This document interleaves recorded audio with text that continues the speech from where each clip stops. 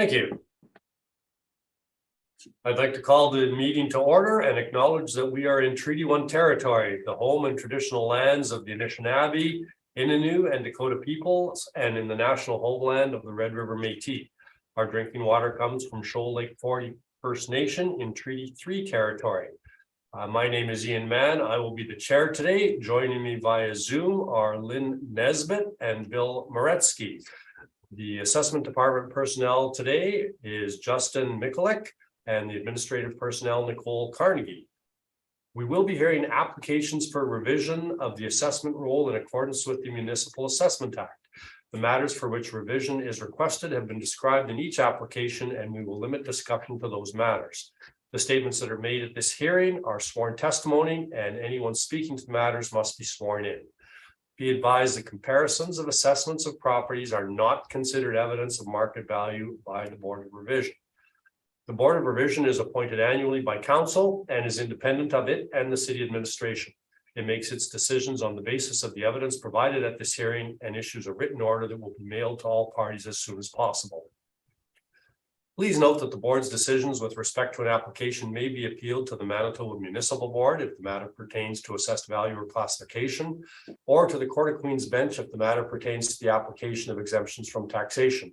Should you wish to appeal, information on how to do so will be included with the board's order. With respect to the hearing process, I will confirm the points of appeal with your property to be addressed with each applicant following the swearing in. We will then have the assessor's testimony followed by questions that the applicant may have, and then the applicant's testimonies followed by questions. Each side will have an opportunity to summarize if they wish. Once all of the evidence about an application has been brought forward, the applicant may leave. The process will repeat for each item on the docket today, and the session will close after all of the applications have been heard. The board will deliberate in private and make its decisions following that. You will receive the board's decision by registered mail as soon as possible. As information, all public hearings are live streamed, recorded, and will be part of the public record. We will be hearing items 1 through 5 on our docket today. Ms. Carnegie, will you please affirm the assessor and the applicant for the testimony? Thank you. Mr. Assessor, please state your full name. Justin Mikulik. Do you affirm that the evidence you're about to give at this hearing is the truth, the whole truth, and nothing but the truth? Yes. Thank you. Mr. Applicant, please state your full name. Henry DuPont. You affirm that the evidence you're about to give at this hearing is the truth, the whole truth, and nothing but the truth? Yes, I do. Thank you.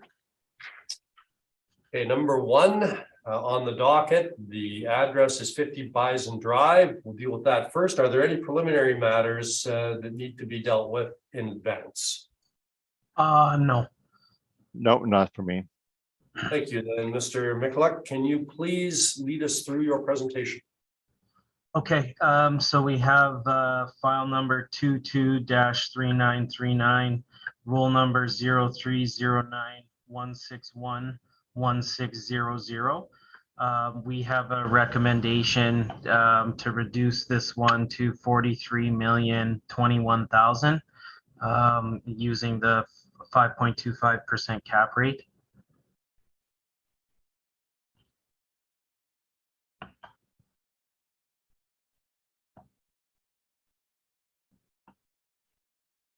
Okay, so I'm just catching up here. 5.25% cap rate and the NOI staying the same? Yeah.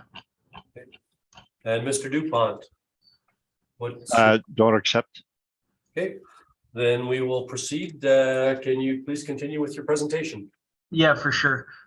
So we have 2 buildings, and one was built in 2016. The most recent one was added in 2020. That's why you see the effective year builds being different.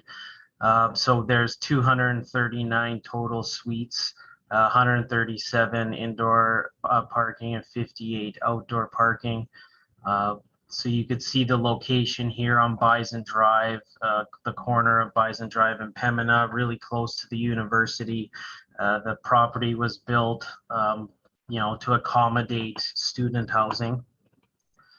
So it's close. I mean, it's within walking distance to the university, easy access to public transportation, retail, grocery stores are adjacent to the property. So really good location from that perspective. And then you could see here on page 3 where we go through our income value summary. So you could see our suite breakdown, 155 one bed, 84 two bed, 239 total units. The average monthly rent, 1321.89, which our rents would have been factored back using actuals and then applying RTB to factor it back to come up with this number of 1321.89. And then you could just see the income workup that we have with our gross potential rent, our expense ratio 38.96, and then capitalization rate would be changed to 5.25. So the new value being 43,021 million is what we're going with here, and then that would drop the market value per suite down to 180,004 per suite. Expense comparables here, I just provided a few properties that were a bit newer where their expense ratios fall. So it just kind of supports, we're at 38.96 here. We think it's reasonable. Rent comparables, again, just further support for the income of other properties of similar type of builds in the area. You could see where the rents fall in comparison with the others. So again, would just reaffirm our income value seems reasonable.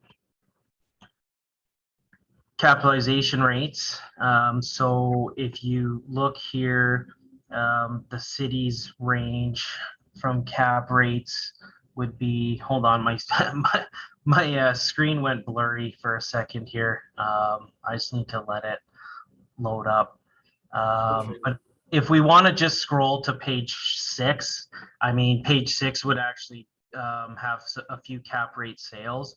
So these would be sales to support the model range. And the model range for multifamily would be 4.9 to 5.3% in the 20th to 80th percentile there on page 5, multifamily, with the total range of caps being from 4% to 7.30% on the high end, as you could see on page 5 with the little multifamily box.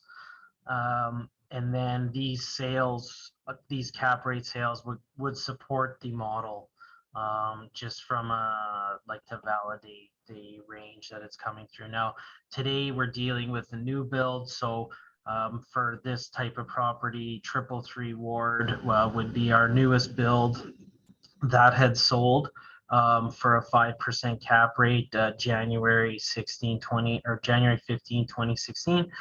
And so we're recommending the 5.25% cap rate. So we're going above what 333 Ward sold for by a quarter point. Now, if we go to page 8, I just provided a snippet. So Bison Point 2, this is Bison Point 2, the first building, was built in 2016. And so you could see just the description here of what the property consists of: high ceilings, large windows, open concept kitchen, luxury vinyl plank flooring, central air, private balconies, in-suite storage. It is pet friendly, has a gym, so it does have some extra amenities that I think are pretty desirable. You know, with the gym, a residence lounge, ping pong room, and then just some pictures you could see on page 9, just pulled from their website, so you could get an idea of the facilities.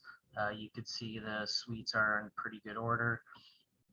Now, Bison Point 3 on page 11 would be, that's the newest construction that was added to the roll. And so, again, this was built with more in mind of the student housing, being that They are all executive one bedrooms, but they boast the same type of concepts as the Bison Point 2 property. You could see here on page 12, the pictures, I mean, obviously fairly modern. So from that respect, it's a property that's, I would say, in really good quality, great location. And if we go to page 13, I just provided some cost values as well associated with the project. So Bison Point 2 in 2016 cost to build 39,358,394. That's including land, and then an extra 13,254,000 to build Bison Point 3. So from a cost value as well, like we're in at 52,613 for them to build it. I mean, our assessment's coming in at 43,021. So again, like we're 10 million low on the total cost of construction. From a direct comparison standpoint on a value per suite, we're only coming in at 6,000 greater than 333 Ward on the sale, and that was a 2006 build. So when you reconcile all three approaches to value, we feel that we're more than reasonable here for the total value. So that would be all I have for my presentation today. Thank you. Mr. Dupont. You don't say much about the suite size for the student housing. Are they not much smaller than normal? The suite sizes could be smaller than your typical one bedroom because it is student housing. So those Mr. with Michalak. Sorry, Mr. Michalak, you're fading out a little bit from our end. If maybe you can adjust your microphone or. Like the sound? Can you hear me? I can hear you, but it's fading in and out. Okay. Is it just the sound, I guess, not the picture? It's just the sound, yes. Is it still doing it? No, it's better now. Okay, maybe I'll just pull this a little bit closer. Okay, how's that? That's great. Thank you. Sorry to interrupt, Mr. Dupont. Please continue. Yes, would it not have much smaller suites than the Bison Point 1, I guess? Yeah, so okay, so you're talking specifically about the new property that was added, Bison Yeah, Point. to 30 Bison, yes. Yeah, okay. Yeah, no, it probably would have smaller size units, being that it is student housing, one bedrooms. So you would say the 30 and 50 Bison are very different. Well, 30 Bison Drive is executive one bedrooms, which would primarily be mostly accommodative to student housing, and I believe they offer short-term rentals on them as well for around $2,000 a month. So it is a little bit different from that regard. It has no underground parking, and 50 Bison has underground parking. Is that correct? Well, I think the parking's all shared between all three properties, because I know there's another Bison Point 1 that they own, but it's a separate roll number. But parking's all shared between the three because they're all the same owners. Yes, that's true. But physically, what is being assessed, the property that is being assessed for 30 Bison itself, the real estate part of it has no indoor parking. Well, we encompass everything as one total roll number. There's not two separate income streams. So it's all assessed as one whole parcel. So the parking's just added into the entire unit.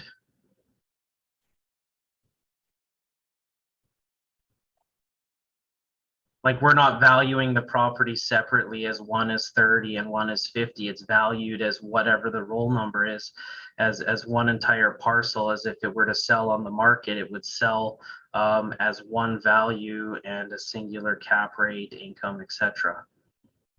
So for 50 Bison, the 2020 assessment was settled at the municipal board. Is that correct? I believe it was, but we added a new building to the property, so there's a whole new valuation that needs to proceed with that. And so when you revalued 30 Bison, did you also revalue 50 Bison differently than the municipal board settlement? It's just all valued under one total income stream. So we just take the updated income stream, factor back the rents with our TB. And then, all like the rents that are factored back also encompass the ones from the building built in 2016. So we take all of that and then factor that back using RTB to get our new income. So that's where we're at from a rents perspective. Now we settled at the municipal board for 50 Bison at 42.6% expense ratio, and you're now at 39%. Are you giving a lower expense ratio for the new property, or you just reassess the 50 Bison also from 42 to 39? Yeah, like I said, when we add the new building, it's a completely new value. It's not just a piecework. And the expense ratio we feel is supported by what was offered in the expense comparables. Okay, so you knowingly changed the parameters that were applied for 50 Bison for 2020 at the municipal board then? I mean, are we bringing those agreements in? I am, yes. Okay, well, I mean, we feel that we've adjusted the cap rate higher than even the most recent sales from 333 Ward. And so, like, I mean, really, when we reconcile the total value using all three approaches to value, direct comparison, income, cost, I don't see how we're out of line with the recommendation here. So that's really all I can say. Your comparable expense ratio, what page was that on again? That would be Page 4. page 4. The expenses that you show there, these stabilized expense, actual expenses, They're modeled actual, expense? no, they're actual expenses from their mailers for 2017. Now, would you agree that you have not assessed any property at 32, 36, or 37%? You're all at 39 to 42% normally? The model does tend to run a little bit higher on a lot of expense ratios, and that's mainly due to reporting. Although when you usually end up seeing the sales of a lot of properties, the expense ratios can be much lower when there's a sale. But I would say the model does typically run a bit higher, which is why I feel comfortable here with the ratio that we have, considering that it is new.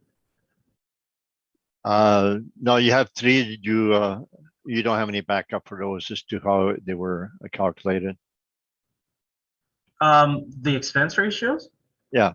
They're just pulled actuals. Like, there wasn't a big stabilization done. No, my report, I show 5 comparables where you are 41.6, 39, 41.6, 39. So it appears you have 2 expense ratios that you apply to new properties. You know why they're different? Some are 39, some are 41.6. Sorry, say that again. I don't know what you're. The subject's 39%. But then on other properties that we've had that I show in my report, that's 41.6. Do you know why you changed the expense ratios for apartments? What are the? It's just model driven, right? So like these values, when it comes through the model for expenses, if we feel that they're supported by other expense comparables of newer builds, I mean, we feel comfortable proceeding with that. I mean, we can, you could start nitpicking expense ratios to the nth degree, but I mean, for this purpose, when we're showcasing mass assessment appraisal, I think when we see the expense ratio where it's at and look at some of the other properties, I don't think we're out of line. So you don't know why your model uses 39% in some cases and 41.6% in the other cases then? I mean, it could be different years. Honestly, I really don't have that answer for you. The expense comparables that you have there, Camille, Sisbury and Glass, what is the expense ratio that the assessment department applied to those? Do you know? I don't have that because I don't feel that that's relevant for the conversation in comparing other assessments. That's all questions I have. Thank you. Ms. Nesbitt, questions? Yes, I do have a question, and it is about your recommended cap rate of 5.25.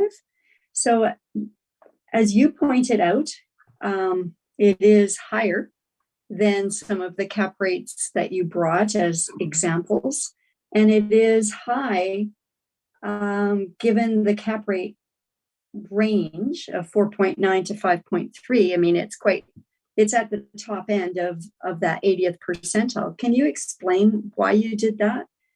Or why you're recommending a 5.25? Yeah, it has to do with prior properties of new builds in this age range that we've come up with other ones. So it was just staying consistent.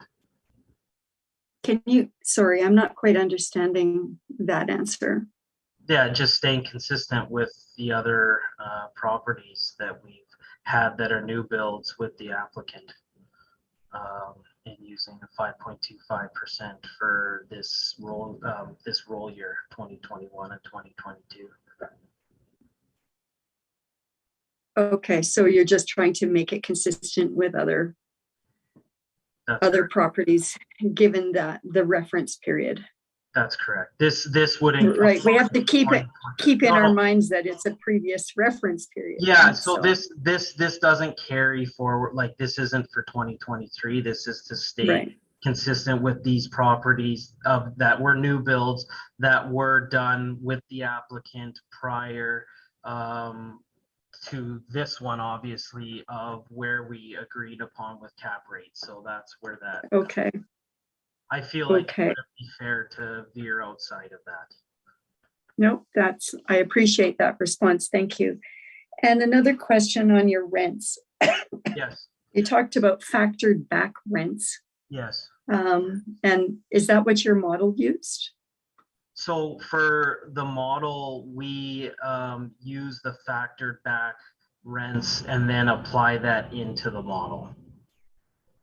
Okay. Do you know what I mean? Because there will be a little bit of variability if we didn't use the actual rents. So we try to use the actual income of the property and then factor that back using RTB, and then expense ratios would be model driven along with cap rate. Because there wouldn't be expense ratios that we could go off of for this property because it's a brand new construction, so they wouldn't have a history of prior expenses. So we wouldn't be able, that's why I had to do an expense comparable to show you just how our model derived expenses would at least fall in line with, you know, other properties that are newer within the marketplace that they've reported to us. So that's where the makeup of the income comes from. Okay. Okay. Thank you. Thank you very much, Mr. Mikulik. That's all my questions. Mr. Moretsky. I just carrying on with the factoring back concept. So then are you saying you would have used 2022 rents for 2022 and then factored them back to 2018? Is that what you did using RTB? Yeah, you have to do that, correct. Okay, so do you know offhand what those percentages were with RTB for 2022, 21, and 20 and 2019? I believe, I don't, I mean, they're with usually a couple percent each year. Like RTB doesn't fluctuate too wildly. There's a lot of controls in place that they. Sorry, Mr. Michalak, you faded out again. We've lost the sound again. Okay, no, I was saying the percentages would be say 2 to 3% a year with RTV. Did you catch that? Yes, I did. Okay. Okay, all right. Then my questions will turn to 30 Bison. I'm a little confused as to the makeup of that particular building. It is the one that is built in 2020, correct? Okay, so the newest one that was built would be like I'll go by Bison Point 3. So Bison Point 3 was built as all one bedroom executive. So that would be on page 11. So if you look on my page 11, it says about the property. So they're all the units are executive one bedrooms, and then it just talks about the amenities that are included with the property. And they also have, if you see at the bottom, Bison Point 3, which is the latest one that was built, it has brand new furnished apartments for short and medium term stays. So they do allocate a portion of theirs to short term rentals as well. And that was mainly, like a lot of that was mainly done because it was geared towards, it is right by the university, right? So it was geared to be able to attract student housing that may not be here. Say a typical tenant might rent for years and years, whereas these they only might need it for 3 months, 6 months, a year. So that's where Bison Point 3 was primarily built to accommodate that. Okay, so on page 9, that picture, the perspective picture on the top, that's Bison Point 2, correct? That is correct. And so Bison Point 3, you do not have a picture of, exterior picture of, correct? I don't have it on this. I mean, it's basically, if you want to look at what this one looks like here on page 9, Bison Point 3 is a similar type of build in terms of what the exterior looks like from the finishes. It's just it's built as a 6-story apartment. So it's 6 stories, but it's got to be quite a bit smaller because the value is quite a bit less. Well, because there's less units in it. So it would not be L-shaped then? It would only be like the size of one wing of this? Yeah, it's basically one standing 6-story building that doesn't have like the L shape. That's built. It's essentially built. I think you might be able to see it in behind. Got it behind there, maybe in under construction in the. Yeah, because like it could have been an older, but it's the same type of finishes on the exterior. Like they're almost identical in terms of what they look like. So this roll combines all of those suites into this 239 suites then. That's correct. It'll and the bedroom count would reflect that, which is why there's a higher count of 1-bedroom units, because the new building added a lot of 1 bedrooms, because that's how it was built. Yeah. Although they are quite different in terms of the suite layout and suite size, correct? Yeah, they're primarily 1 bedroom, although I just want to point out, like if this property were to sell on the open market, an investor looking to buy these type of properties, they're solely looking at the total income, right? They're going to look at what's my income potential, regardless of if it's only 1 bedroom or it has 2 bedroom. If they just look at, this is my income potential, what's the vacancy? So if the property has good demand, then they pay an appropriate price for that. So the fact that the unit mixes may be different I don't think really should be an inferiority complex that's placed on the property, because you could make a case that smaller units allow you more density, right? So from an investor perspective, I could say, well, they're smaller units, but if they're going to be rented, I can pack more in to one space. So I don't think it should have this negative connotation to it, that it's I wasn't giving it a negative connotation. just because sometimes that's a lot of how the discussion gets led when we have properties that maybe don't have oh well, they're not like a good suite mix, but you know, we're close to the university. It's designed for student housing, and student housing has great demand. Okay, so just one more question then. If you use the rents from 2022 and factored them back, so would those rents not be outside the reference period for your for this assessment? Well, that's why we have to factor them back. They're factored back to the reference date of April 1st, 2018. Yeah, I guess didn't make myself clear enough, but you are using information outside of the reference period though, isn't that correct? Well, we have to.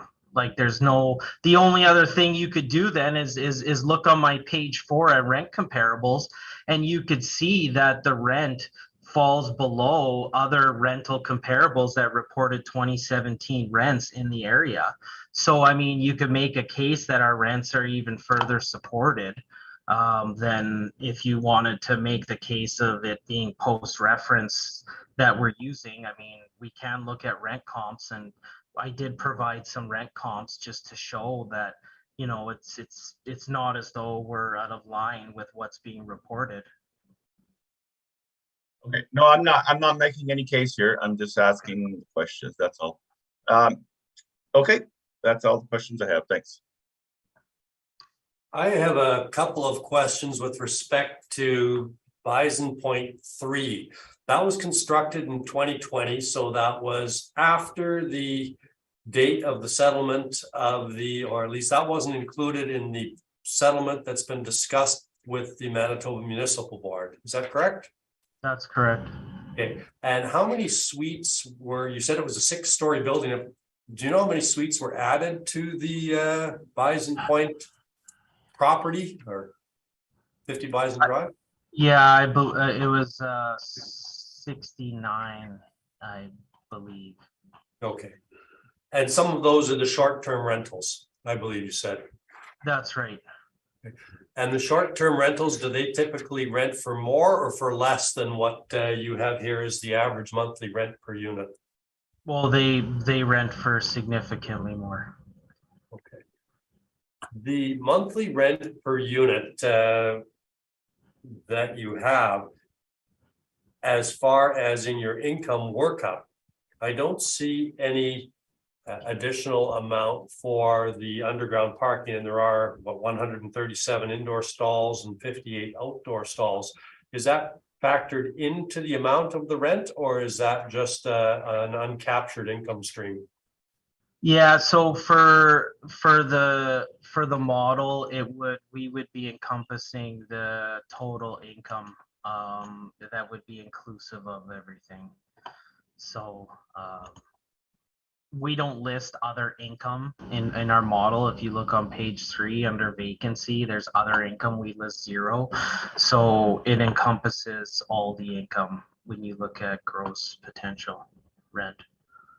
Okay, and on that line, does that also apply to the rent comparables that you have put on page 4? The average monthly rent, for example, from $1,350 to $1,489. Are those inclusive of underground parking income as well, or is that just the rent amounts?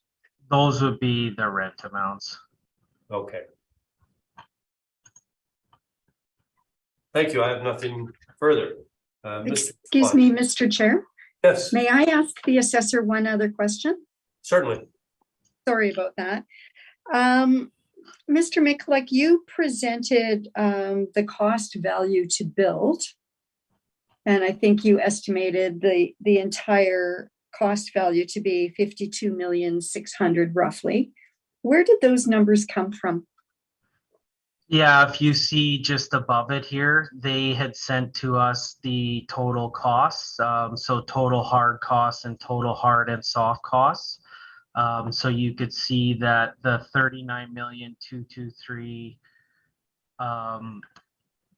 sorry, the 39,358,394 would be from that line here, at the far right. And then Bison Point 3, they provided their costs here to build it, the total hard and soft costs. And then the land, they paid 2,805,000. So So these numbers came directly from the property owners? that's correct. And what does that mean when it says total loan? Does that relate to the 29 million or? So total loan is just specific to them. If you look here, it says total cost to date. So that's how Okay. much it costs. Like the loan is specific to them, what they need to, Okay. you know, finance or whatever, on the So the property. total loan though, the total loan relates to that 29 million number, right? That's And the total cost is the 39 million number. that's right. Okay, so were these reported in a, like, what sort of format did they come to you in? Was it in They the gave us- annual yeah, I&E or?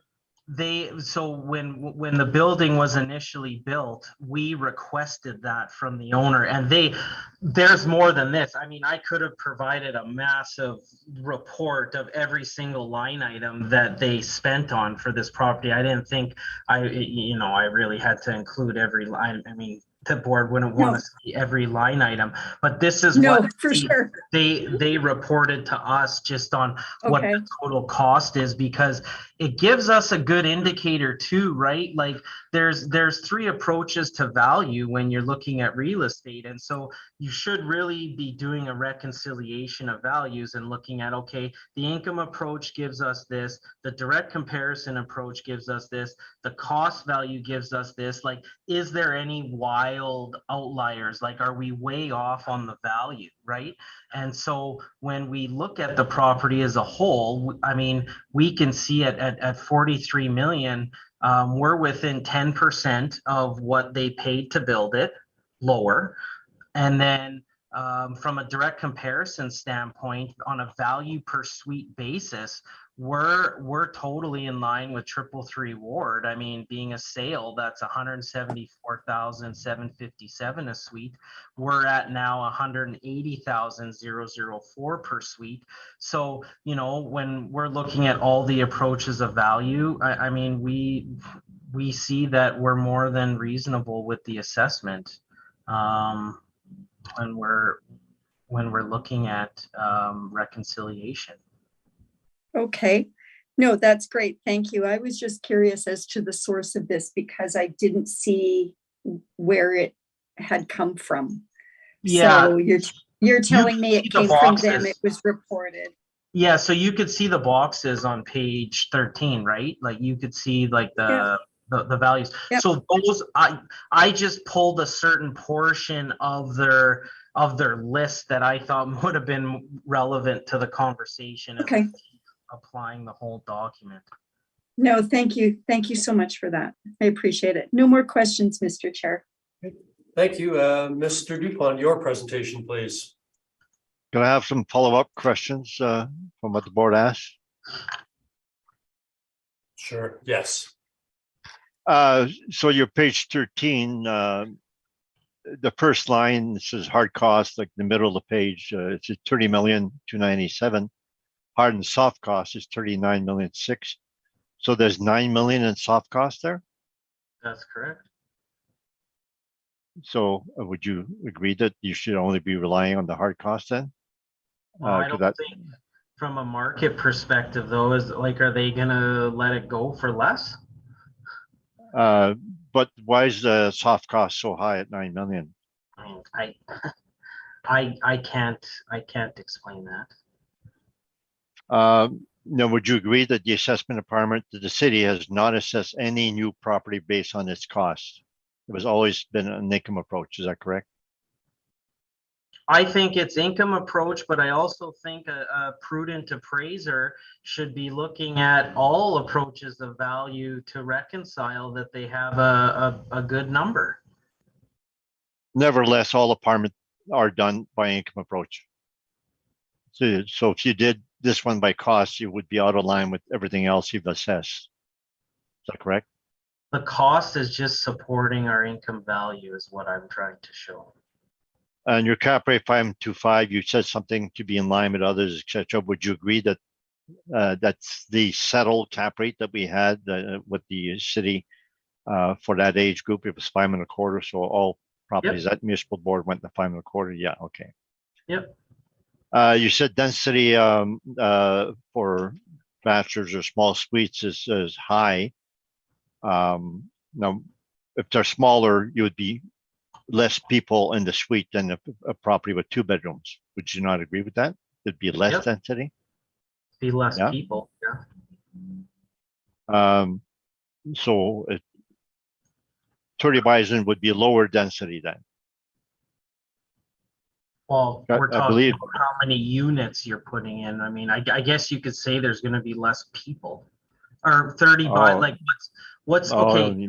Okay, you mean more density per the building, more apartments, Suites, like physical suites. not the number of people. Right. Then you said student housing is great demand.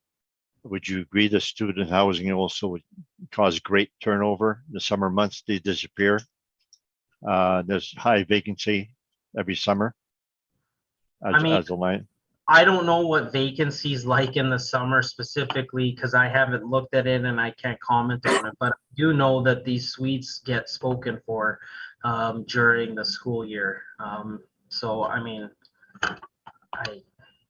but this term is vacancy. I don't know in this June, July, and August what the vacancy is. Okay, that's all the questions I have. Okay, then you can begin with your presentation, please.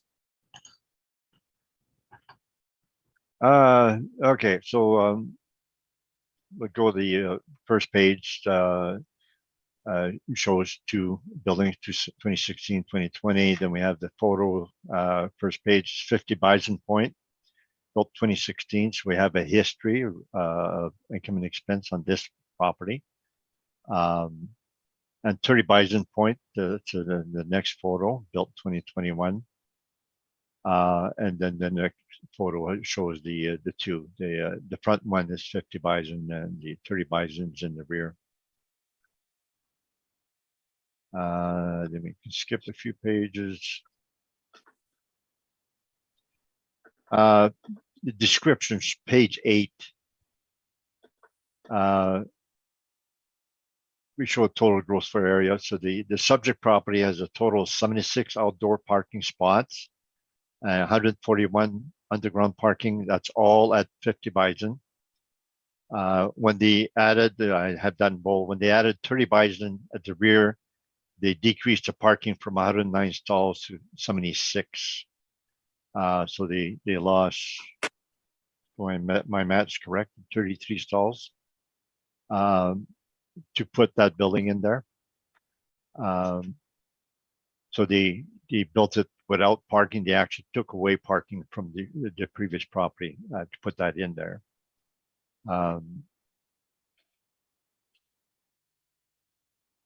Then we have the map, page 9, closer, and it's within walking distance of a superstore on the left. Then we have another map showing University of Manitoba, and so that's relatively a long walk to University of Manitoba.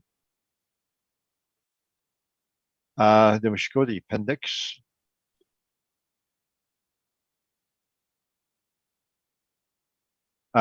We have the same things as the assessor about the property on page 22.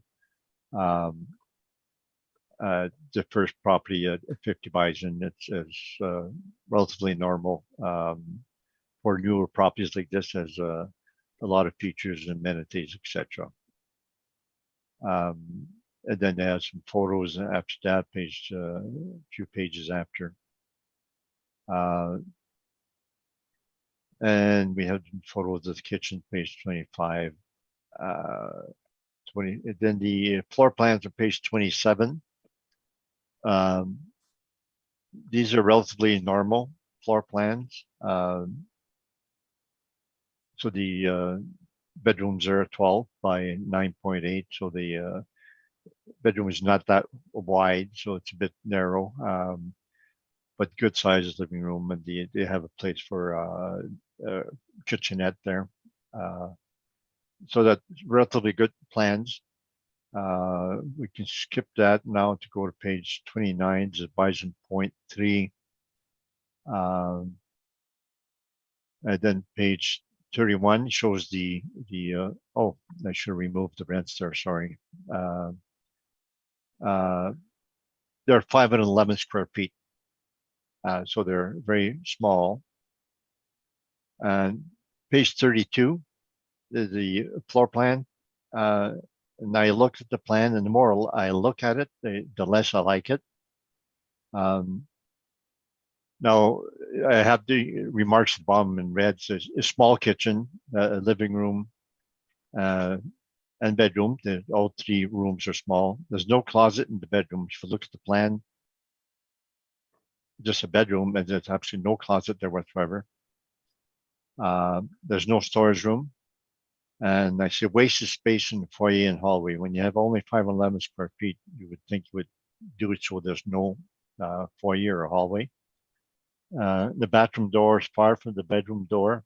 These are the comments. And if you look at the plan, the foyer, and then the foyer gets wider where the closet is. So they have the front closet and the closet for the bedroom all in one. But they went wider there for some reason.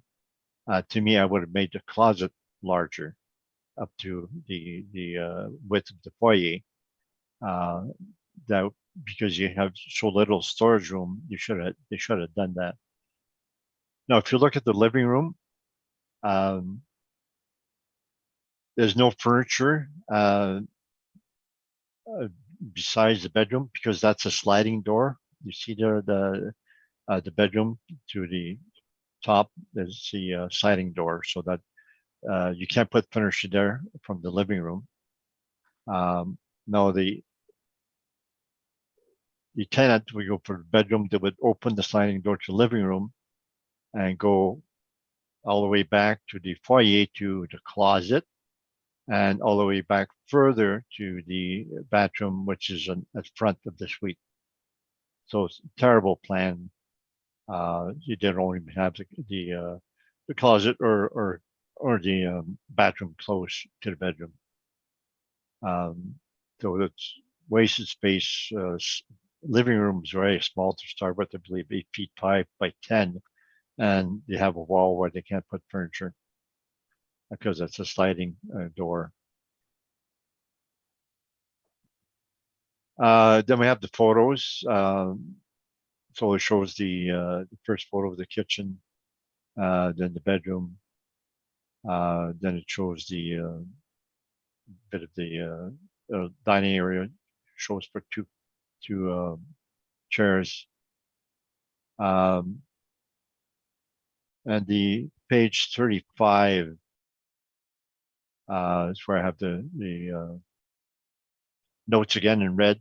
You see now the foyer in the hallway. It gets very wide. You see that wide space between the closet and the wall, and that's totally wide. They could have made the closet larger there. And then you'll see the sliding door from the living room, and that's what goes into the bedroom. And if you go through the hallway, where the coat is hanging up, that's the entrance to the bathroom. So that's the long walk that has to go from the bedroom to the bathroom. And then the photo at the bottom shows this nice wide foyer and corridor. I shouldn't say nice, and being sarcastic. Overly wide, wasted space. Then it has the washer and dryer on page 37, which is a nice feature.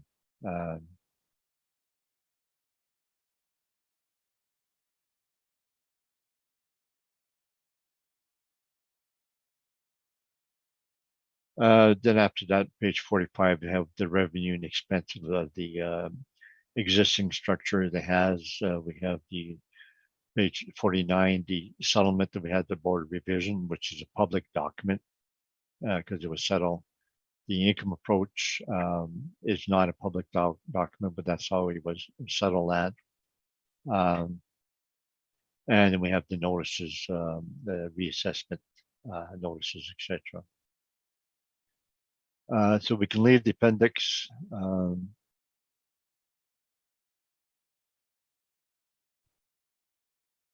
And go to cap rates, page 15.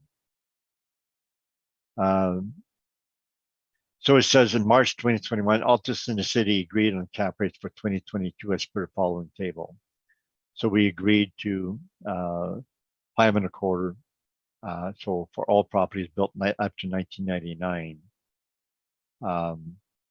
It just says on top of that table that Altus, we disputed a cap rate 5%, Altus using 5.25 for 50 Bison, and that's what we settled at the municipal board.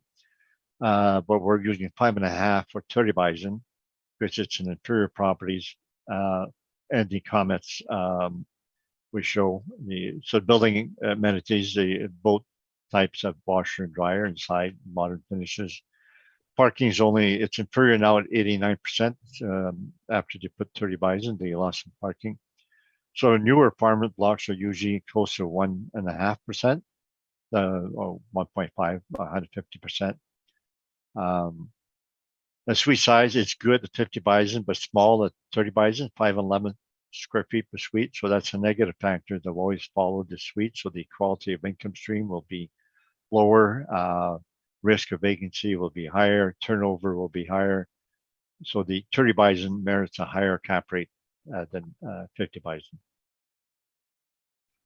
Plus, it's a lease up at the time, whereas 50 Bison has a 3-year history for this property. And then we show the market for Colliers, CBRE, etc. And on page 16, we show some of the comments where we lost the parking and the 50 Bison settled the municipal board. And page 17 is the settlement we had, 31,533. So when they add a new property, they should be using the existing assessment as a base and not change it. We had that at 50 Sage Creek, the shopping center that was built. It was built over a 3-year period. So every 6 months or so, they add new buildings, new tenants. We did the first appeal. We got a reduction in the board of revision. We changed the parameters. The assessor added a supplement for a few more tenants, and they ignored the board of revision decision for the first part.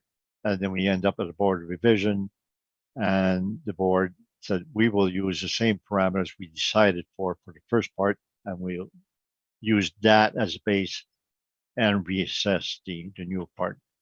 And so in the future, after that, the assessor would use the board revision as a base when they added the properties. That's only a proper thing to do because the board has decided already on that. So the 31,533 board has decided was actually a settlement. So the assessor and myself had agreed to 31,533 for 50 Bison, and that's what we should have a base. And we should have a separate income stream for 30 Bison because it has different suite size, different rents, different cap rate, and it makes sense to have 2 income streams. And you have that all the time in commercial properties. You have 3, 4 different income streams. Even for an apartment that has a commercial, you have a commercial income stream and an apartment income stream. So it's very normal to have different income streams. In this case, it should, because they're so different. Page 16, 18, sorry. That's the next page. So that's the settlement that we did, and where we came to 31,533. 5.32, and that was a cap rate 5.25. We had only 1 year at the time, 2017, but we had used that to get the settlement. Page 19 is my main spreadsheet. I have to rotate. So on top of the page,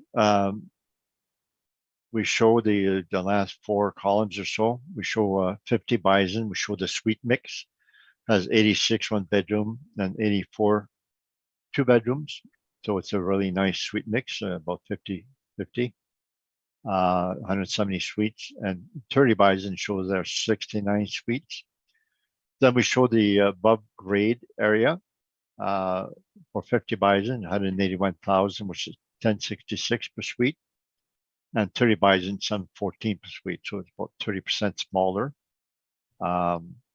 And then, as you saw in the appendix, 714 is the gross area, including the corridors, but the actual suite size is only 511 square feet. Then we show the parking on the left. So indoors 141, outdoors 71. So the total parking is now 89%. So overall, it's now got a inferior parking.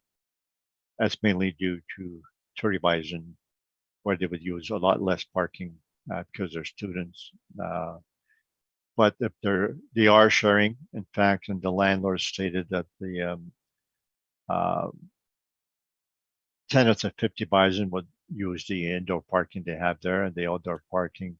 But the 30 Bison will get whatever is available also at 70 Bison property next door, and whatever they can get for outdoor or maybe even indoor. In essence, the lack of parking is attributed to 30 Bison. So the income stream we show there, in blue is the municipal board settlement. So we show what it is. Then we show the column before that, in 2017 is 50 Bison, so that's the actuals, but it's only for 50 Bison. So if we take the 2021 sup less what we had settled at, I would give rents of 887 for the 30 Bison. And then if we do the expenses, it would come to only 26% for expenses. So by adding that, and if we kept 50 Bison at the municipal board, we had settled line 32 at 42.6%. And now far right there in gray, the assessor used 39% for both income stream, 50 and 30 Bison. But if we continue with the 42.6 for 50, it would be only 26 for 30 Bison. And then that would come to a 4.42% cap rate to get their value of 13.6 million. So extremely low expense ratio and extremely low cap rate. And what we stabilize in blue for 30 Bison, 920,000. And the way we arrive at that is the rents as of 2021 factored back to April 1st, 2018. Now the question was asked with the assessor saying, isn't the 2021 rents past the reference year? It is, and technically we should not be doing that. If we went to the municipal board, they would throw out completely that information. We would have to go rent comparables only. Now it's very difficult to find a rent comparable for 30 Bison being tiny suites. But for settlement purposes, the assessor and ourselves would go actual rents factor back. Because that's a fair way of doing it. So we're not hampered by rules of evidence. So I would suggest that the board should go with that, knowing that technically the start is past a reference date. So other remarks, we can go through the remarks there. So it says the Turley Bison, the first rent was December 1st, 2020. And the rent roll as April 1st, 2021 was 86,175. That's what we use, times 12, times 89%. That's the factor back. Well, I'll get that to that a bit later. And then the remarks, Turley Bison 85% vacant as of April 1st, 2021. So they had some lease up problems. So somebody buying at that date would have 85% vacancy. It was 35% vacant by August 1st, 2021. And 5.7% vacant by November 1st, 2021. So they got to a normal vacancy by November 2021, a few months after reference date. Then we show the parking that he had. We take the actual parking and we factor that back also. The it shows there CMHC rent increase from 2017 to 2021 is 11%. I will show you in the cap rate report, the CMHC guidelines and the law is that properties built after 2005 are exempt from rent control. That's why CMHC has a different category for buildings built after 2005. So properties built before 2005 must follow the rent guideline unless they have expenses that exceed the rent guidelines. So the rent guidelines for 2021 is only 1.6%. And most year, believe it, they were not 2 or 3, they were 1 to 1.5%.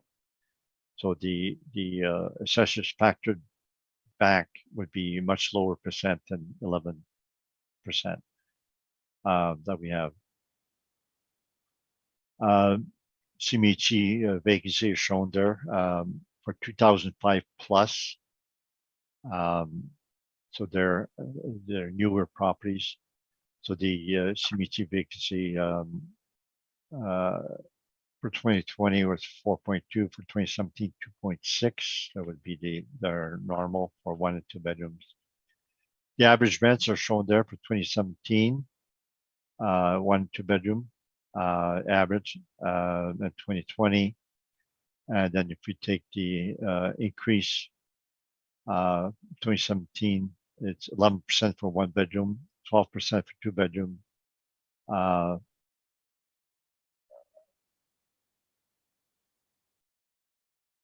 And the just 2020 to 2021 is 1.9, and the rent guideline was 1.6. Then in green, we have the expense ratio. So we have for both reference date.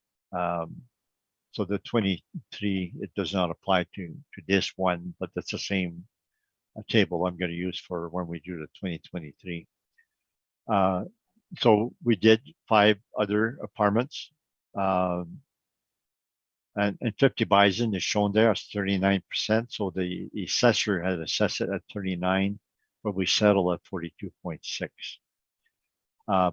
But there's 3 properties at 41.6 and 2 at 39.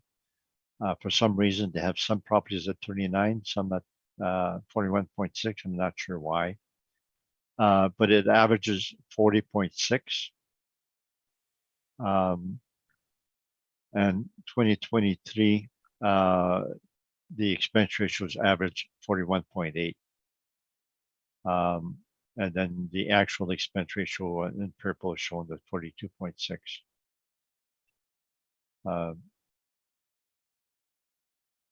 So we use 41.8 for 30 Bison. We probably should have used 42.6. So I would have a lower value yet. But if you go in the light blue, my value is 8,825,000. And if you add the 2 together in purple, it comes to the average 5.3% cap rate. And 40,358,359, I guess rounded is the value. We have the remarks under there, which I believe we worked through with the other evidence I presented already. So that would be my report, except for the cap rate study. So thank you. Thank you. Did you want to present the cap rate study now, or are you going to just have it on the as evidence, since I think we've all been through it before, but did you want to hit the highlights of that before we start questioning? Yes, I'm okay to do the cap rate evidence now, if that's okay with Justin. Well, doesn't the cap rate evidence though only pertain to the 2023 properties? Yeah, you're right. Yeah. Yes, I don't have sorry, that is correct. That's correct. So we settle at 5 1/4, and I'm just adding a 1/4% premium for Terry Bison for negative factors. That's correct. So that's Then all. Then, Mr. Michaluk, can you please, do you have any questions for Mr. Dupont? Yeah, just like I know this issue with parking gets brought up, but wouldn't you agree, like adding suites and a 6-story apartment more than offsets, say, a loss in parking? It makes the overall complex inferior because it has only 89%, and newer apartment blocks usually have 150%. So overall, it becomes inferior. So it's a negative feature for 50 Bison. It's supposedly normal apartment blocks has now less parking than other normal apartment blocks. Okay, It's now, still a negative. Sorry. well, okay, but with it being student housing, does that negative not diminish to a degree as typically they aren't as reliant on needing parking? Yeah, for sure. The tiny suites or student type of housing needs less parking than normal. Okay. But putting that in the parking lot of 50 Bison, in essence, remove parking from 50 Bison. Now, when I say we should use the 2020 settlement at the municipal board, that's when they had full parking. And now we have 33 stalls less. So if I would adjust for parking, I would have less than 31,533,000 for 50 Bison. Now, your issue here with suite layout, from an investor perspective, when they're purchasing the property, does that, like, is that relevant if the property is already spoken for with, say, lower vacancy and the rents are being paid? Like, I just don't see how adjustment to cap upwards would be relevant based on the suite layout. It could be subjective if the units are spoken for. Units are spoken for maybe 10 months. Okay. And we're valuing this property in perpetuity. Going forward, what can a landlord expect? They can expect that will be harder to rent because it has poor suite layout. So the suite mix, suite size, suite layouts, all are major factors for a purchaser. It will make for the quality of income stream.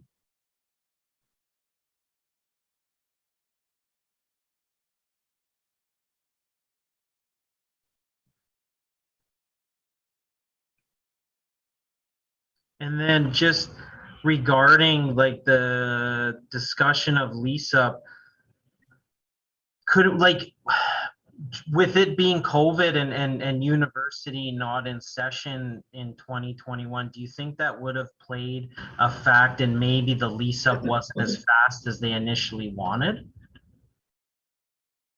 We're not. They're saying COVID was good, or No, but just because with the university, a lot of classes being online and they didn't really need to be attending in person, that, you know, maybe the initial lease up in 2021 when there was a lot of restrictions in not being in class learning, that would have maybe just been a one-off in terms of a slower lease up like you had spoke of. Uh, the lease up factors that a property, a purchaser buying in April 1st, 2021. Sorry, and this one, the 2018 building did not even exist. Right. But it's a lease up. It's higher risk to a purchaser. So would a seller really sell the property though at a high vacancy like that?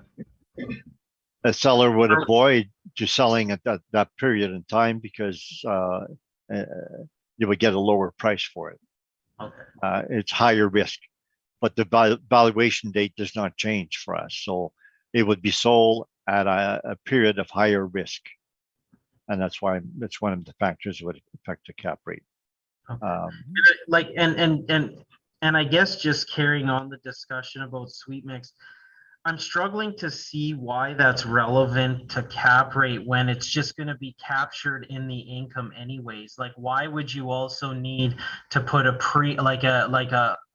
higher cap rate when the income's going to be captured at what it is anyway? So and if the vacancy is normal and market, then why would a higher cap be needed just because of the sweet mix?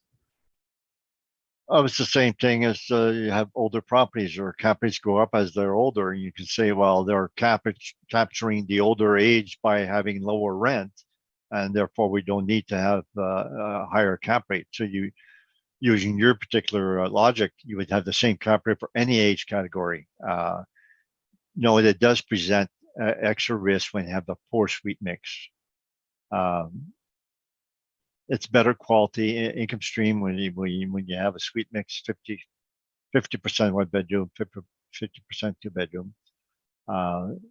It is part of the quality of the income stream. Well, why? But if there was really issues with the income stream, wouldn't that be captured in the vacancy? Because people wouldn't want to rent it if they felt like it didn't suit their needs. You capture certain things in the rent. You capture certain things in the vacancy, and you capture certain things in the cap rate. The cap rate is more the quality of the income stream and the risk of the income stream. And the risk and quality are affected by the sweet mix, sweet size, and sweet types, etc. Okay, those are all my questions. Thank you.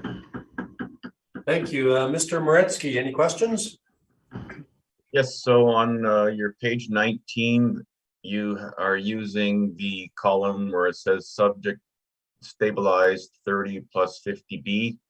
That column is representing your final numbers for your presentation, is that correct?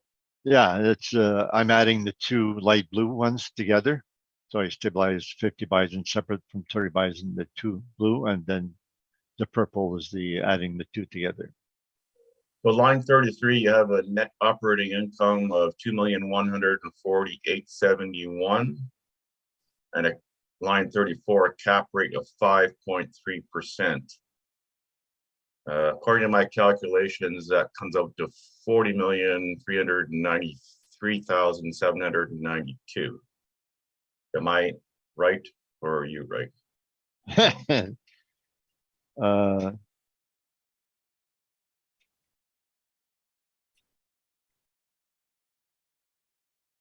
40,358 is the adding the values in line 37, 31,553, and 8825, and the cap rate 5.3 is the one that rounded off. So the 40 million is the accurate one. 40,359 is accurate because I'm adding the two income streams in. Okay, so which cell is incorrect then? 5.3%? Yeah, divided by the arithmetic here on that column. 33, line 33 divided by line 34 does not equal line 35. Yeah, the 5.3 should be 5.305. 5.305. That's just the average of the cap rate, the net income divided by the final value. I still don't get the same number, sorry. Uh, Oh, take- closer, I'm closer though, that's fine, yeah. If you take 2140, 871 divided by the value, 4358, it comes to 5.3046, doesn't it? I believe that's what. my Yeah, math says. it's close enough, yeah, it's not quite the same, but close enough. Okay, that's all the questions I have. Yeah.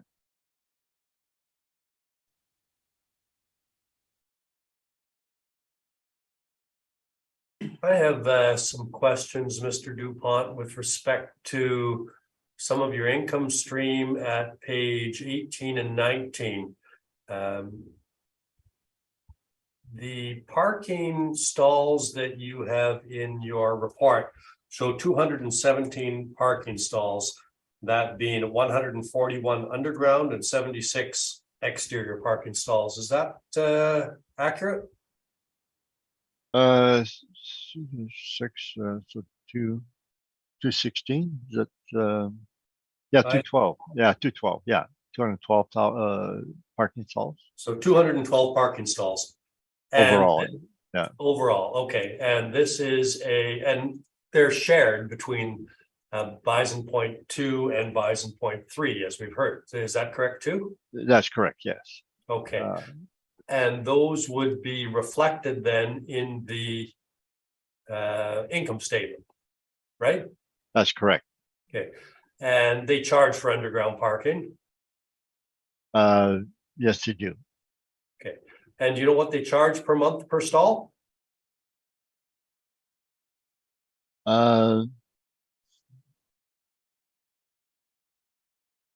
Have to look in the rent rolls. The 50 Bison, we had allowed only 6,900 because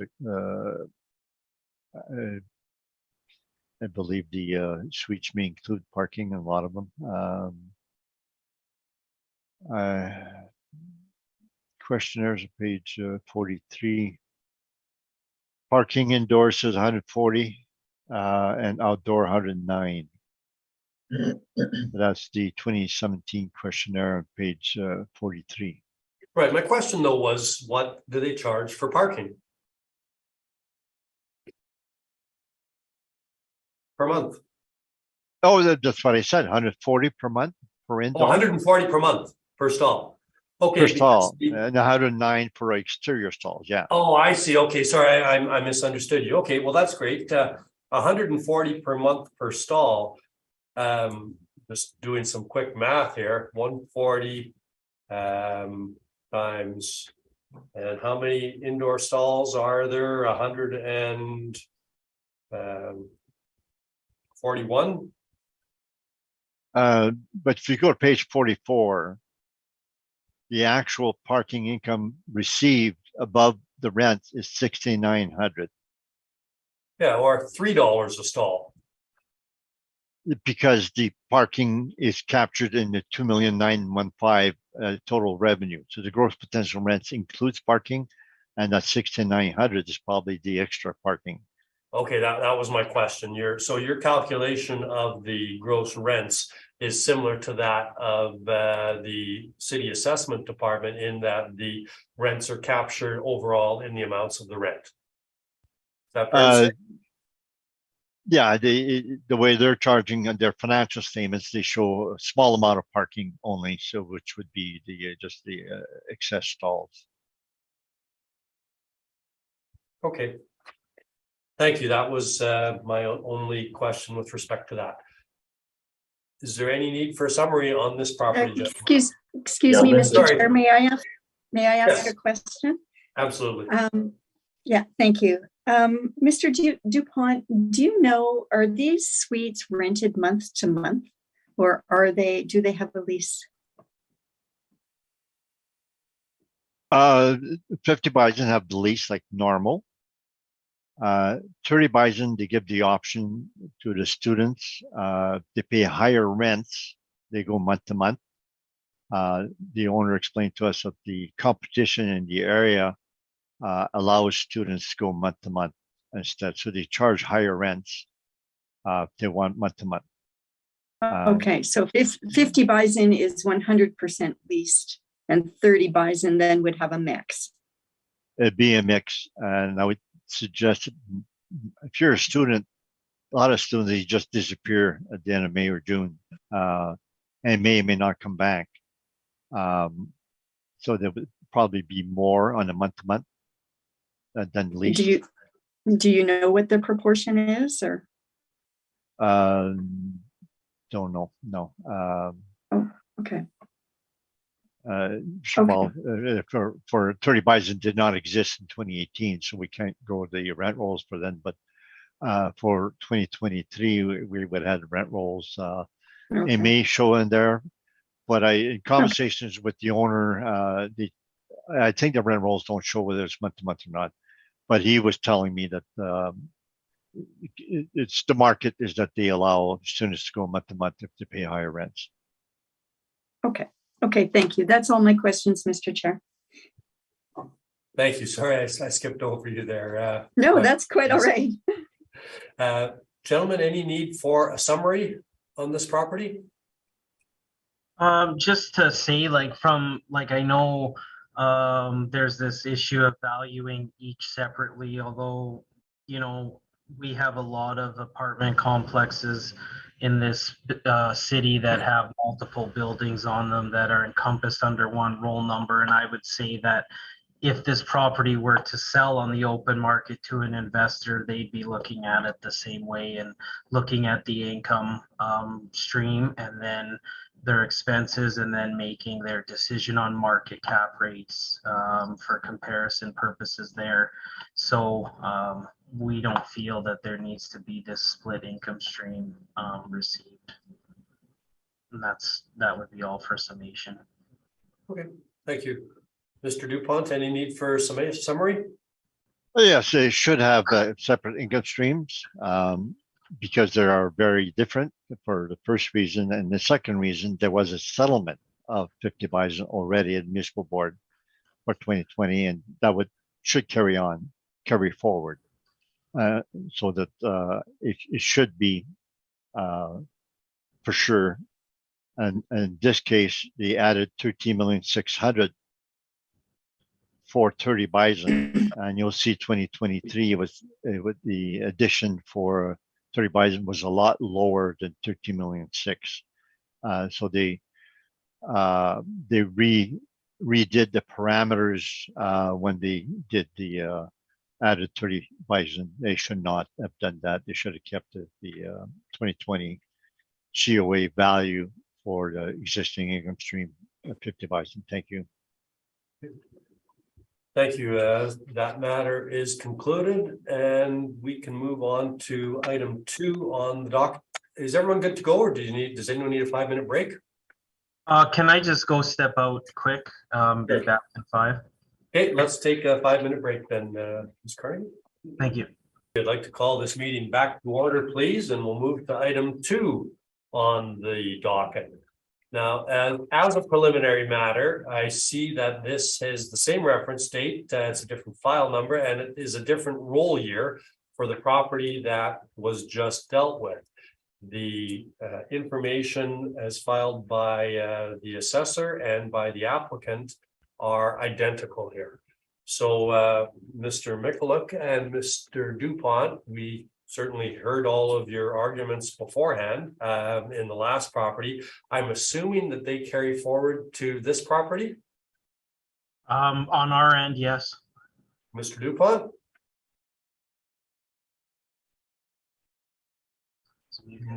You might be muted. Yeah, he's muted. You're muted, Mr. DuPont. Okay, I had to file a separate appeal for 2021 as I was investigating as to whether it would dispute the start date. Okay. So if it would have started later, it would have been a different value or a different start date, and I decided not to challenge that. Okay. And so therefore, it would be the same for 2022 as 2021. Okay, for the purposes of completeness then, and for the public record, perhaps I'll have Mr. Assessor, Mr. Mikulik, if you could read in the file number and the summary, please, and we can apply the same arguments that we've just heard to this one as well before we move on. Okay. So that was file number 22-4162, roll number 0309-161-1600. And then from our end at the city, we had done the recommendation of 43.021 million with the 5.25% cap from our end. So.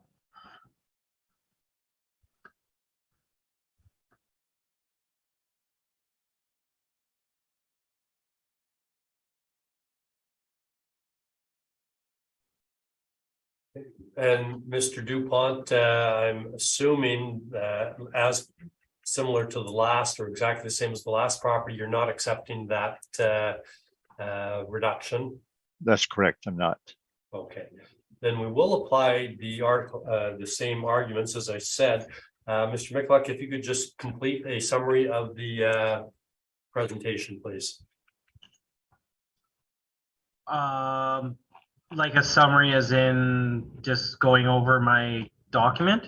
Maybe some, yeah, just summarize the documents and the page 3, your income workup for Okay. your estimated market value. Okay.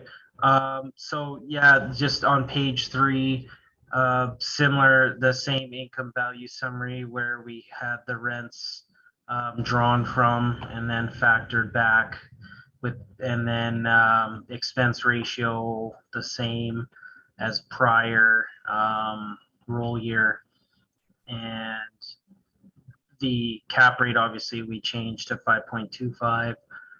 Expense comparables, we discussed that. Rent comparables, you could see with other rent comps that you know, the value could be supported. Cap rates, we have our cap rate from the model and then our cap rate evidence on page 6 with the sales, mainly because this is a newer build. 333 Ward would be one that we would kind of be leaning towards there in terms of comparison. And then if we go to page 8, 9, just summaries about the property of Bison Point 2 and Bison Point 3, and then page 10 would be just the cost of the project from the developer. So other than that, that would be all for the presentation. Okay. Thank you. And Mr. Dupont, given what I've said already, do you have any additional questions? Your cap rate comparables, you don't show how you arrive at your cap rates. Is that correct? That's correct. And there's no backup documentation either. You would agree with that? No. That's all the questions I have. Thank you. Ms. Nesbitt, questions? I have no questions, thank you. And Mr. Moretsky? I have no questions, thank you. And I have no questions. Mr. Dupont, your presentation, please. Or summary of your presentation, given the similarity to the previous matter. Yeah, I'll skip the parts that are the same. Like to go to the appendix because there is now financial statements that we didn't have before. So it's the same photos and same suite layout things, same comments, etc. Where it's different is page 39.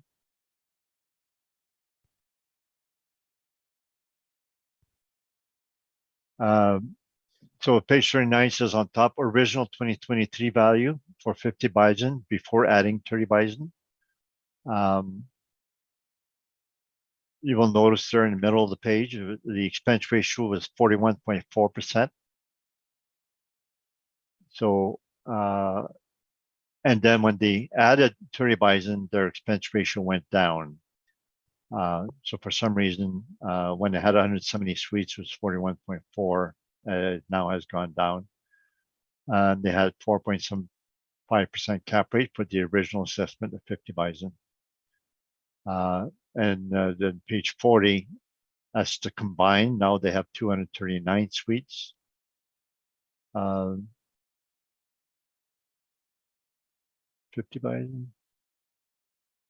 with 41.61 expense ratio, 4.8 cap rate. Are you, What sorry, page are you on? I'm not following. I think you might be talking about the 2023 brief.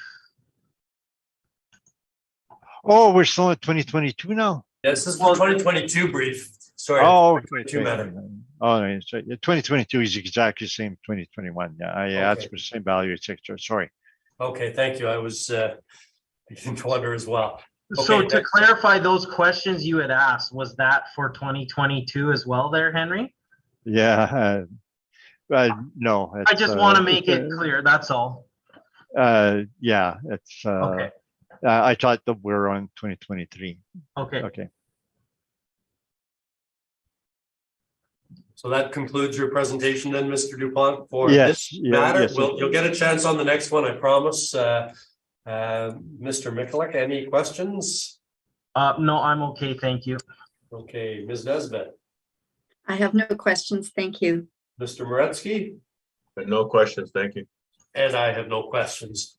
This matter is concluded and we will move on to item number 3 on the list. And that is 50 Bison Drive. Reference date of April 1st, 2021 and enroll year of 2023. Any preliminary matters, gentlemen? No. No. Then Mr. Mikulik, can you please lead us through your presentation? Okay, we have file number 22-3944, roll number 0309161160, roll year 2023, assessed value 47,038,000. Classification 20, liability is T. Again, it's the same property as previous with the description in terms of the year built and the suite mix, etc. Location, I think that was all discussed prior, how it's close to the university and amenities for grocery, retail. And then just to the new income workup for 2023. So again, these were factored back to April 1st, 2021. And then you could see where we come up with the income and then the expenses we use 41.61%, and then our cap rate this go around is 4.8% to get a total value of the 47 million and change. And you could see from a market value per suite, we're at 196,811. Now, just other expense comparables now from 2020 mailers. You could see our expense ratio is 41.61. These are some others that are newer builds. Again, expense ratio, there can be a lot of subjectivity to them. We try to go to the market. We do the best we can. I mean, we're at 41.61 here. We think that's fine. The rent comps, again, just to support where the income is coming from.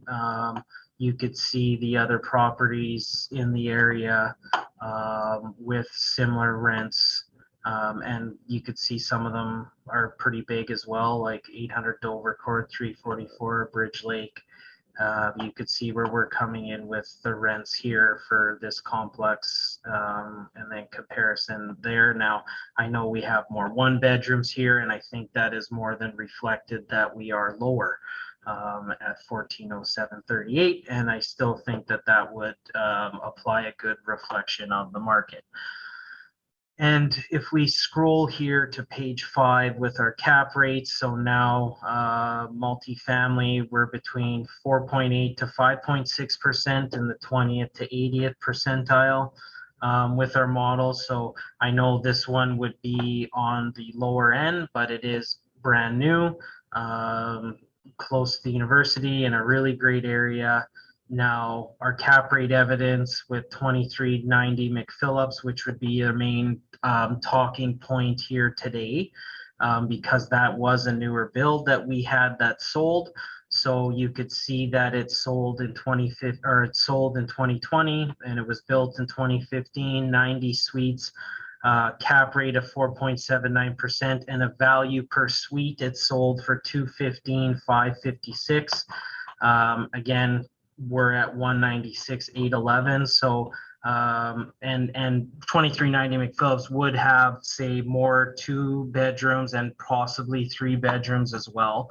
And so I still think, though, when you reflect that and capture it from direct comparison, I think again that we're more than reasonable from a total value standpoint here. And if we go to page 8, I just had shown here Bison 2 and 3 rent rolls. So as of April 1st, 2021, you could see the figures here. The actual rents here, if you were to look at what was there, is 1466. Our model, we've come in at 1407.38. So we're below April 1st, 2021. Now, I know there's higher vacancy being reported because it's student housing. However, you know, this was April 1st, 2021 was during the heart of COVID. So if we're looking at in terms of lease up for student housing, it probably could have been a little bit slower. I mean, that's just a reality. There wasn't in-class learning going on. So the demand for a student to need to be right beside the university at the time probably wasn't as in need as it would be, say, today. But from an investor perspective, if you're looking at purchasing this property and the seller is looking at selling, you know, they're going to be looking at it as like, hey, this is built brand new. One of the buildings is already mostly fully leased.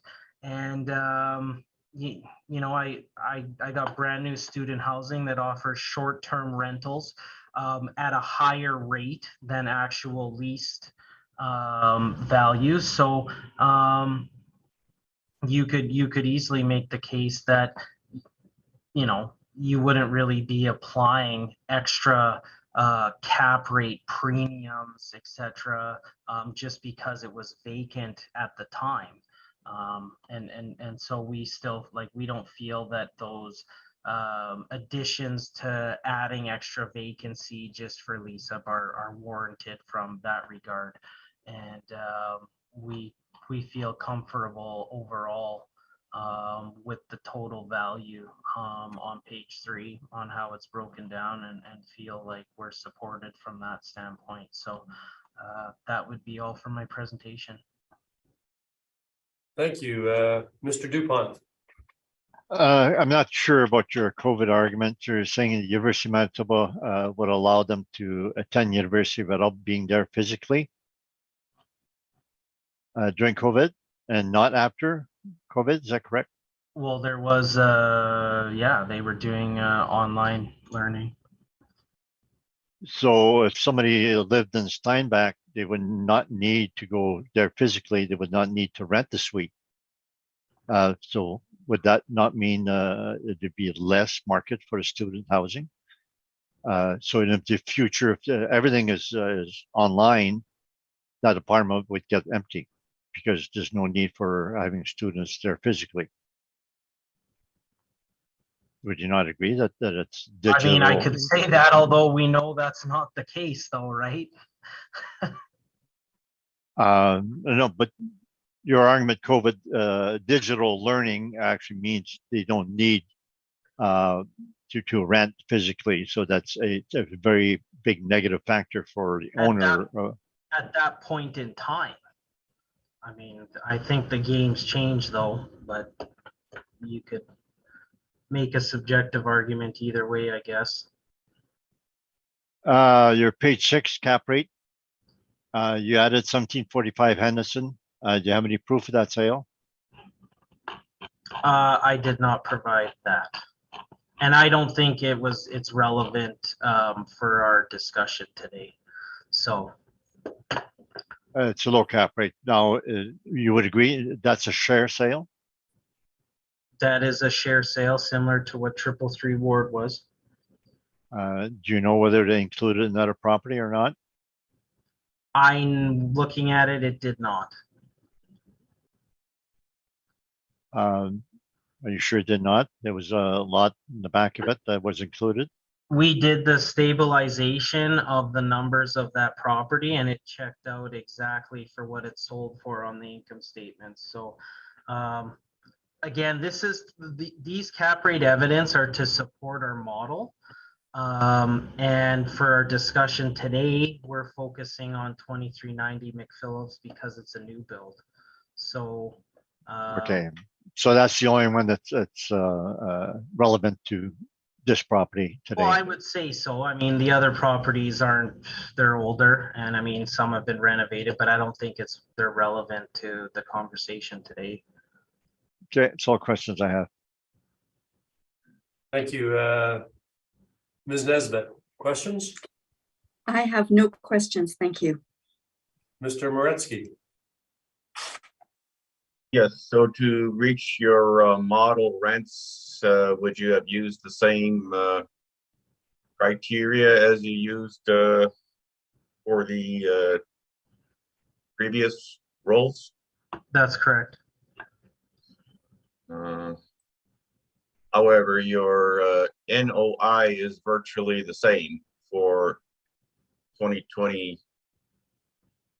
the 2018 reference year and the 2021 reference year. Is that not correct? Yeah, the expense ratio was a little bit higher this go around. And why would that be?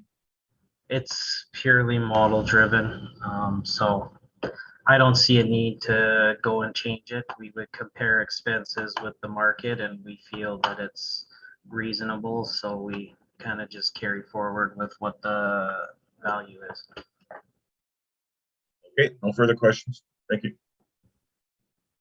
I have a couple of questions one question with respect to cap rate compression. Your table on page 5 and generally, was there any evidence of cap rate compression between the 2018 reference date and the 2021 reference date? What we had seen in terms of cap rates for newer builds had ticked down slightly from what maybe it was in 2018. So that's referenced again, supporting document from 2390 McPhillips, with it being a 2015 newer build and a 4.8 cap. To where the model cap's coming in at 4.8%, we think that that would have been supported by this go around. We've had sales that would show that. So I guess you could say the caps have gone down from a new build perspective for sure. Okay, thank you. And my other question with respect to lease up or delay in lease up with an effect on cap rates, we discussed that earlier. How long does that generally carry out forward as a factor affecting cap rates? Lease up costs, or lease up on a newer build or a new build, does that take 2 years, 5 years, 1 year, or is it just completely site specific or site dependent? It can be site dependent, and I mean, again, from a market standpoint, a seller's not going to let the property go at a higher cap rate because it's not leased. And then buyer, I mean, when they're looking at it, I mean, the seller would probably laugh at you if the buyer came in and said, well, I'll only give you a 5.5 or a 5.7 cap because it's not fully leased yet. Like, people buying properties like this, when they exchange, they're typically not through land titles, but they're huge long-term investments. The fact that it's leased up, maybe not leased up in the first 5 months, like, they're thinking of it from a 10-year out standpoint, right? That it's new and that it's close to the university, and even though I might have turnover, I have short-term rentals that can offset maybe the fact that I'm getting extra income on the short-term rentals because I charge a premium for those. So I don't think that should come into play for just a cap rate right off the hop. Yeah, on a new build, when you're applying it, you have to just look at from a market standpoint, okay, what's cap rates for a new construction? Not the lease up can be 5 months, it could be a year. Probably if you're going over 2 years, you're probably now looking at an issue. But when it's brand new like that, it's quite common. It could take a year. Okay, thank you. That's my only questions. Mr. Dupont, your presentation, please. Okay, go to the appendix. And we'll skip the photos, etc. And go to the financials, so page 39.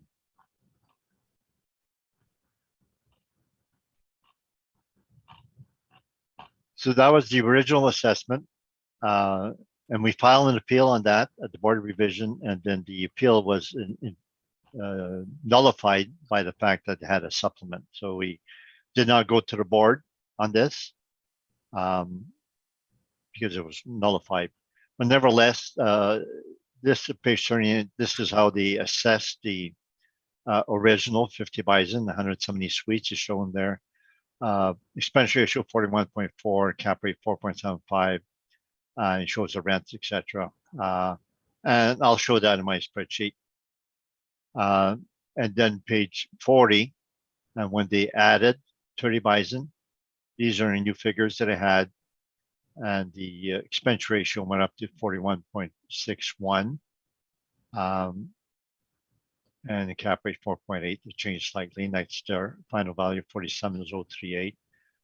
In my spreadsheet, I take the original assessment and subtract what it is from the new one, and then the difference is what is attributed to 30 Bison.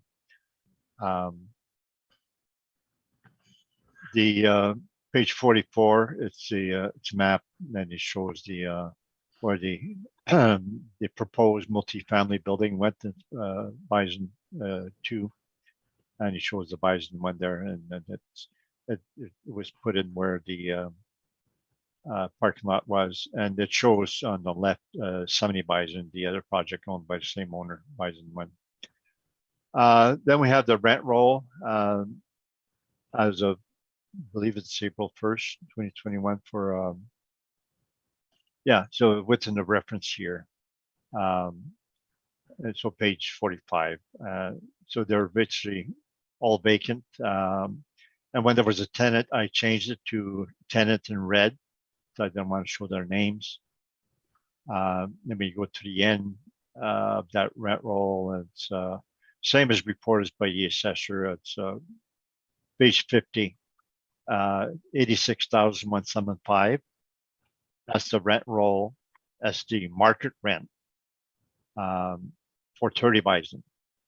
And we multiply by 12, and that's what we use in our report for 2023.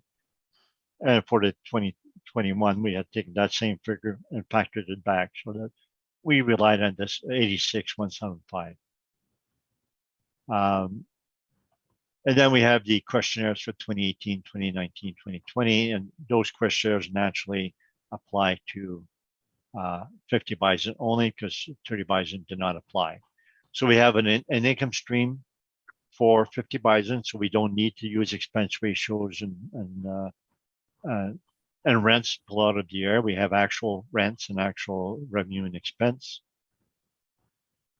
If you look page 53, the rents that they shown there was 3,000,03010, and then if you go a bit down, it's parking revenue 15,176. So they report most of the parking income that they get in the rent potential. So we just can't take the rent rate that they show on page 52. It shows a 140 and 109 for the amount they charge for indoor and outdoor parking. And the 2020 statements would be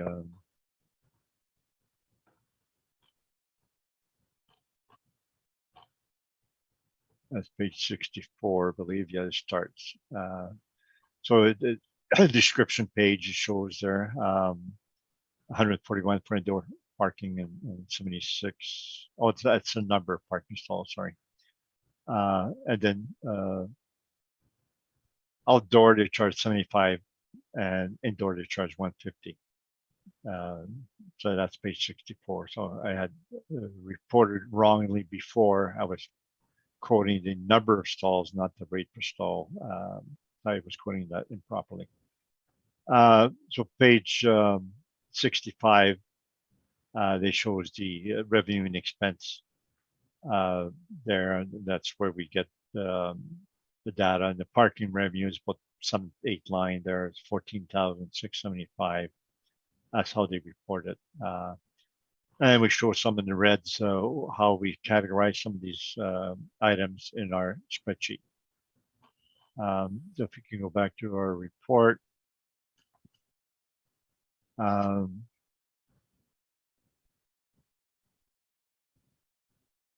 believe we can go to the cap rate section, page 16. So the assessor's using 4.8 overall. We're using 5.25 for 50 bison and 5.5 for 30 bison. We continue to have 2 income streams. And our cap rate that we have for 1999 plus is 5.25. So that's our base cap rate, which is exactly the same as what we settled for 2020 at the municipal board. And then we repeat the factors now overall the parking is inferior at 89%. But we're not adding a premium to 50 bison because of that. We're just going with the base premium there. But 30 bison, it does have the small suites, 511, and mainly student housing. So they would get a lot of vacancy, a lot of turnover over the summer months. They would lose a lot of their tenants, and then brand new set of tenants. We calculated the taxes on page 17. For 50 bison. That's what we'll have in our income approach. And so we do a separate income stream. So page 18. So that's our value of 50 bison, excluding 30 bison. We have actual revenues and expense for 2018, 2019, 2020. If you recall, we had 2017 only, 1 year only. For the 21 assessment. Now we have those 3 years. So it was built 2016, so they would have a full year 2017, but we show those 3 years. So line 1, we stabilize the actual rent received for 2020, 3,167,000. We show the actual discounts. The actual vacancy I had was 8.4. So even though it's existing since 2016, they had a little bit of a surge of vacancy in 2020 from 2019 and went up. That's the actions in the market. So we stabilized at 8.4. And then in gray, that's the original assessment for 2023. If you recall, I had showed that to you in the appendix. But the assessor is 3,165,000 in rent, and the actual rent is 3,085. So they were a bit too high in rent. But then we add the parking guest revenue. Guest suite was relatively high, 57,000, but that's what we added. And we added miscellaneous income. So line 13, 2,929,000 is what we stabilized at, similar to the assessor, 3,032,000, we're 100,000 less actually. Then we stabilize each individual expenses. Repair maintenance is stabilized as shown there. It comes to 1,561 per suite. Taxes, line 30. The 3 years at 389, 393 went down to 280. And that's why I calculated the taxes. Sometimes the owner reports taxes after a tax refund from her prior appeal. So I suspect that's what happened here, and that's why I calculated the taxes. It should not be going down like that. So I calculated the taxes shown on the previous page. It comes to 377. So our expense ratio is 42.4, and we had settled at municipal board for 2020 42.6, so it's in line with that. The assessor had 41.4 for the original assessment for this part. So we were about 1% higher, or only 0.8%. So our NOI line 33 is about 100,000 less than the assessor. It's likely from the rent, 100,000 difference. Dollar wise for expenses, we're about the same as the assessor. And then we use 5.25 cap rates. We got a value of 32,168 for 50 bison, and the assessor at 37 million. So there's $5 million case on that property alone. Part to cap rate and part of the 100,000 difference NOI. Then the next page, page 19, we do both 30 and 50 bison together. So the first column in purple, we use the rents 1,034, which is the 86,175 we saw in the rent roll times 12. So we go with actual rents. We go with 10% vacancy. The actual vacancy is shown on the far right there. April 1st, 2021, they had 85% vacancy actual.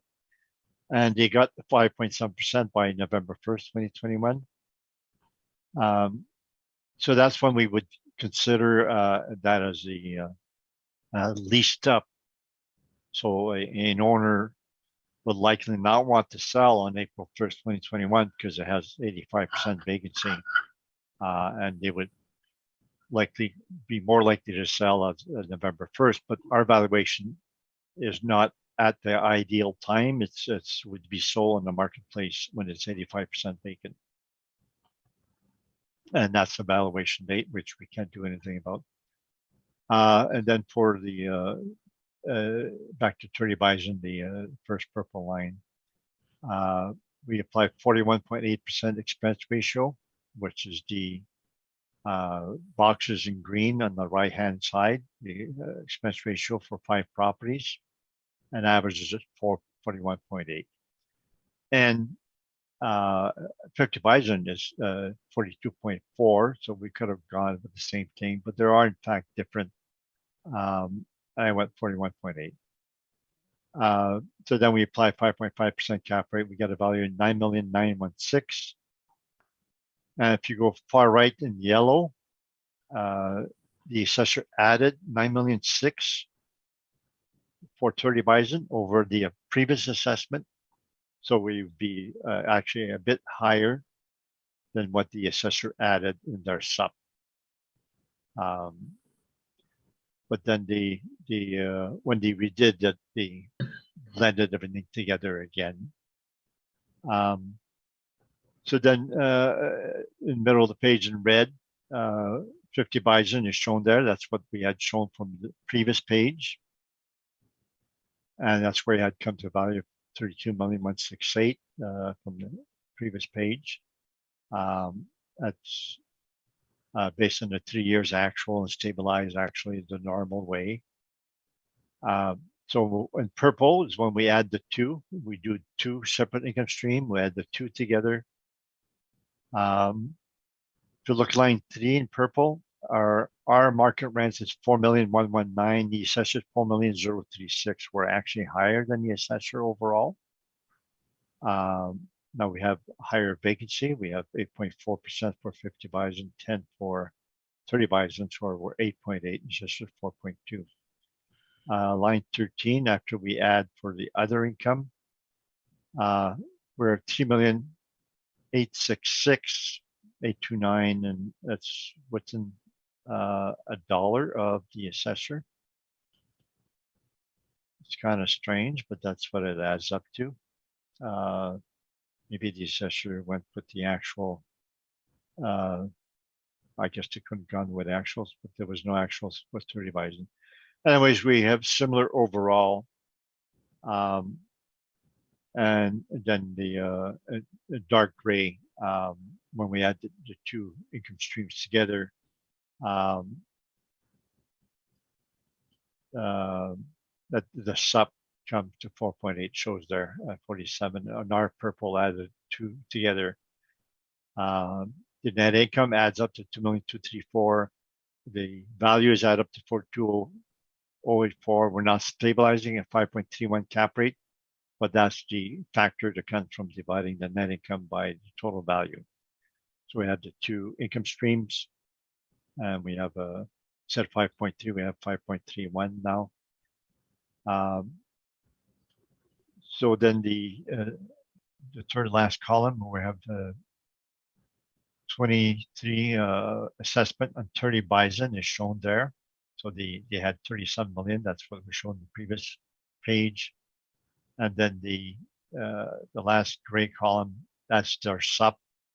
When they combine the two together, the last gray is light gray is when you take the total SUP divided by what they had before. In essence, what they added for 30 Bison is 9,631,000. I know that the assessors is not doing that. They're not doing a separate income stream.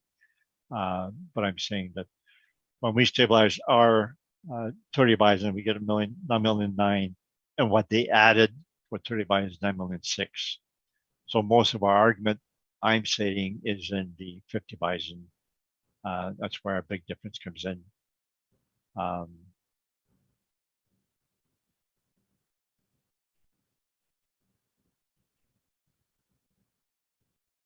And I think that's it for this report. It would be just the cap rate report for me to present on this now. Thank you. If you have an address with respect to, or a presentation with respect to the cap rate, this is probably the time now, Mr. Newcomb. Okay, so if you can go to the cap rate study. Says R7.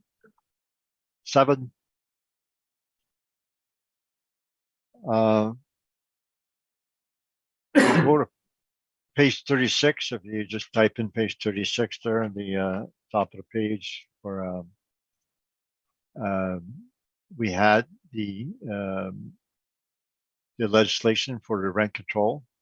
So page 36. You'll see it says the third paragraph, Manitoba guideline for 2021 is 1. Economic adjustment factor is 1%. And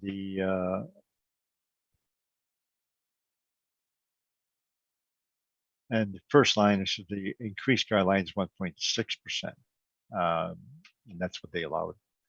And then third last paragraph, fourth last. This is the guideline applies to most rental buildings, excepting the following. So when the rents are higher than 1570, they're exempt from rent control, personal care homes, rehab units, and new buildings less than 20 years old where an occupancy permit was first issued March 7, 2005. And that's why CMHC has a separate category for 2005 plus, because all these buildings are exempt from rent control, and so is the subject property is exempt from rent control.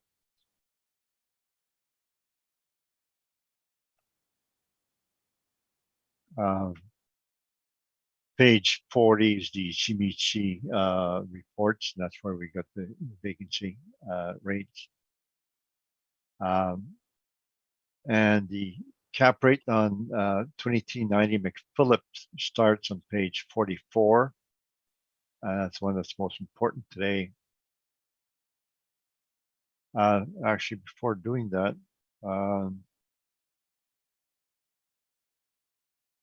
our list on page 6.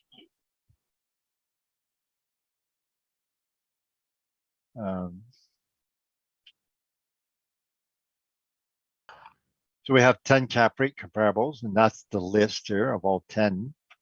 And the first one's 2390 McPhillips. We have 5.59%. And the last group, La Vérendrye, is older, and so is Langside. But the last three are the newer properties: the 333 Ward, 718 Beach, 100 Southview, And those cap rates 5.07, 5.39, and 5.59. So those three cap rates are also applicable to the subject today. And those three cap rates were what were existing for 2020 settlement. And that's what we base our 5.25 cap rate for 2020 settlement based on those three cap rates. And now we're adding 2290 McPhillips 5.59%.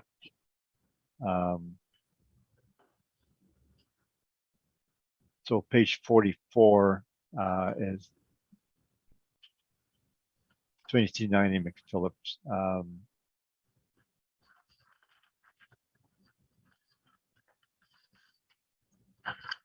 That's they had an actual income stream when they sold. So the sale price was 19 million. They sold October 2020. So they had an actual income stream 2017, 2018, 2019 when they sold. Except that after purchase, the purchaser was advertising rents that were significantly higher. They increased the rents by 200 for one bedroom and some like 400 for two bedrooms. So the property was sold below market rents. So our cap rate comparable cap rate stabilized. We have 1,649,000. We're plugging in the rent from CMHC. Rents built 2005. And the rents are shown subject suite mix. The 2020 rents 1317, 1557, and using the subject suite mix comes to 1528 per suite. And that's what we use it to stabilize. And CMHC vacancy rate for 2005 plus was 3.47. That's what we use to stabilize also. So we didn't use the actual rents, which would be after the reference date. We use the CMHC rents, but the actual rents alerted me that that this property was sold with below market rents. And it shows in below the CMHC rents. The pro forma rents was 1210 for one bedroom, 1373 for two bedrooms. And then the CMHC rents were 1317, 1557 compared to the actual pro forma rents, which is 104 and 184 lower than the market rents. And the expenses, we stabilized normal way, and I believe the assessor in their rebuttal has stabilized the expenses similar to us. So we arrive at 5.59% cap rate. The assessor's 4.8 or something like that. And the main differences are our rents that we use when calculating that cap rate.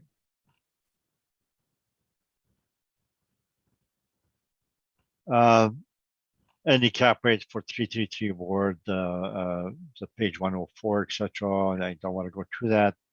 But we had settled the 2020 cap rate based on 333 Ward, Beach, and 100 Southview.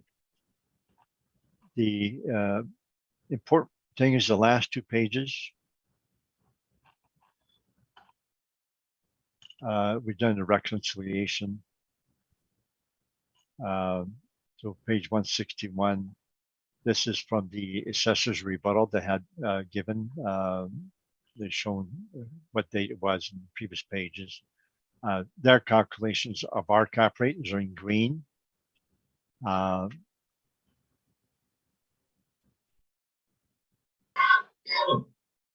the last page, I guess I have to rotate.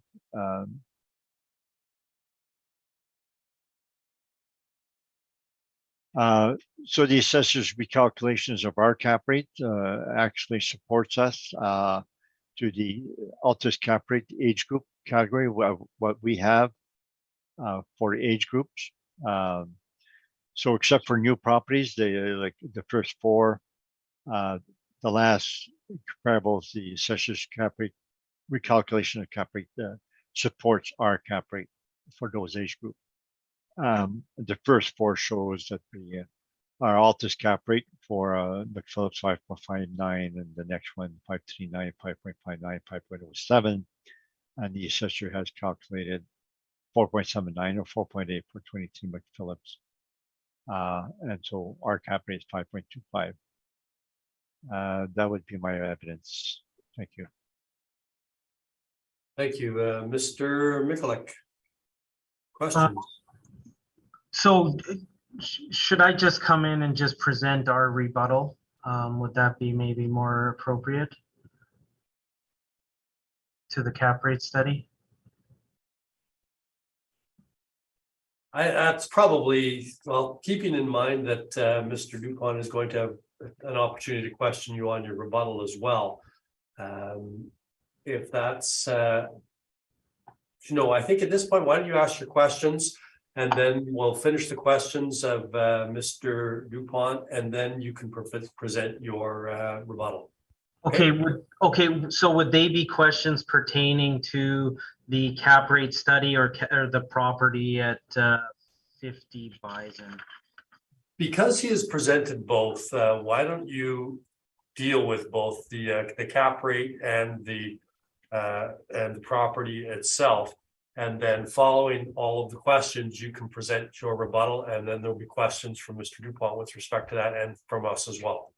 Okay. Okay. Okay.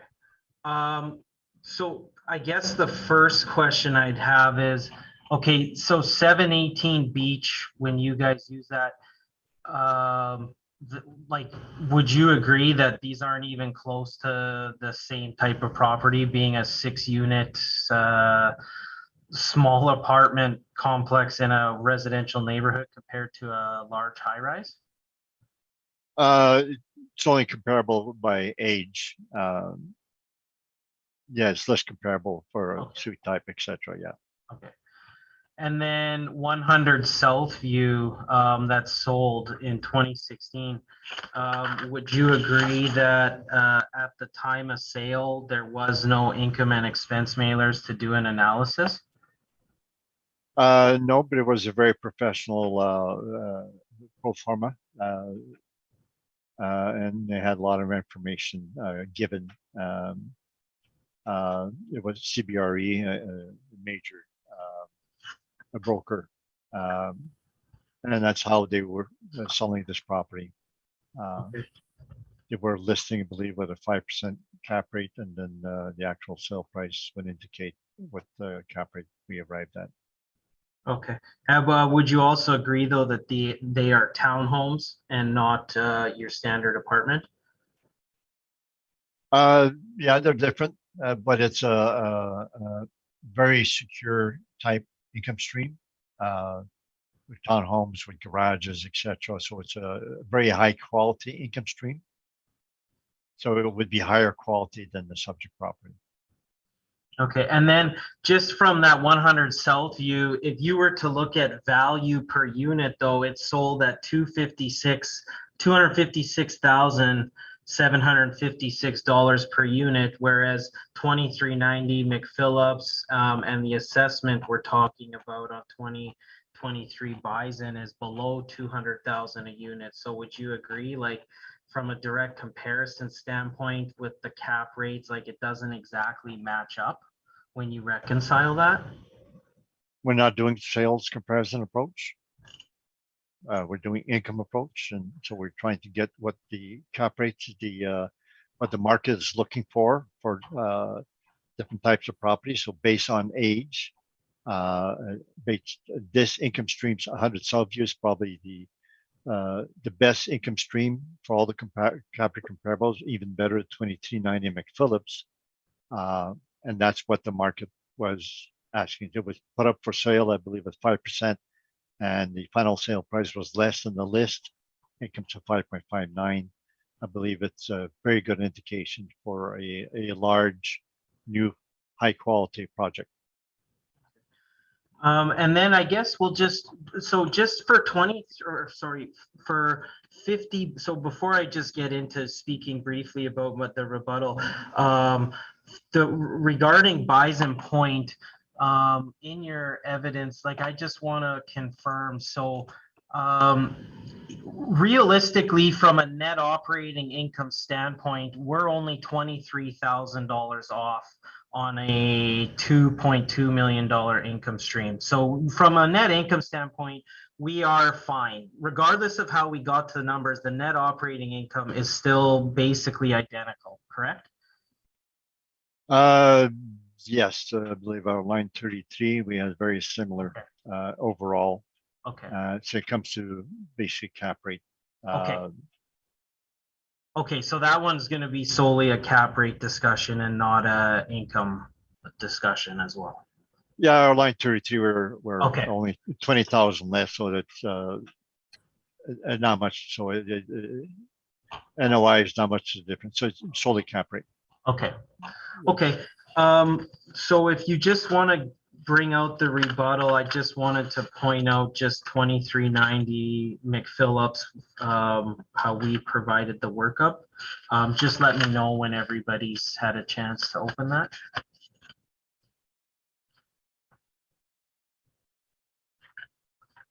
Mr. Dupont, I'm just sending it to you now. Oh, okay.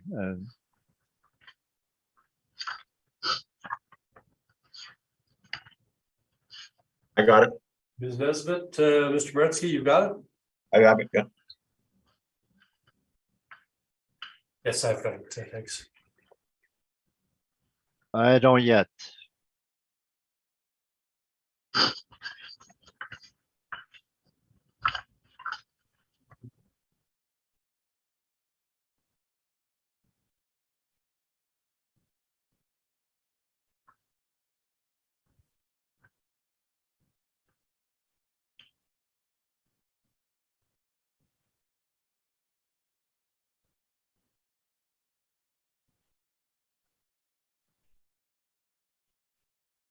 I don't have it, but I can maybe go to an old rebuttal that assessor at. Yeah, nothing's changed from the prior ones if you wanted to do that. Excuse me, where do I find the rebuttal? It's in your SharePoint. It's items Wait. 3 and 5. Assessor rebuttal.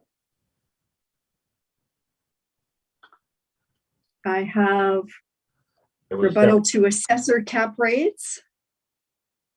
I have Altus cap rate study. I don't see, Yeah, it's the one that's labeled items 3 and 5, assessor rebuttal to Altus rebuttal for apartment cap rates. You might need to refresh your SharePoint. Is that yeah, what- I'm thinking I do. Yeah, that's what he submitted. Okay, and where, okay. I still don't Might see be it, that- It sorry. might be that the facing page, it has if it's the one I'm looking at, it's got Altus Group on the top right as rebuttal to assessor apartment cap rates. Okay, that I have. That's what I think, Mr. McCulloch, that's what you've submitted to. But it's got the Altus logo on the top right. Yeah, I just got the email and I got my own rebuttal, not the assessors. Yeah, this Yeah, is, that's what you sent to us, Mr. Mikulik. yeah, this is. Yeah, the No, like I have a rebuttal to 2020 Altus cap rate, or sorry, you saying, did I send the wrong document? I Yeah. think you did, yes. Yeah, that's the one you sent to us, so we just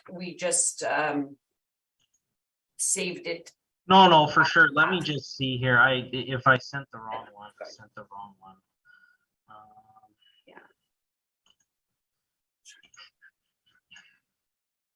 It says assessor rebuttal, but it's the Altus group. Yeah. You know what? Yeah, in my folder, you know what? I might have just clicked on the wrong one in my folder when I sent it.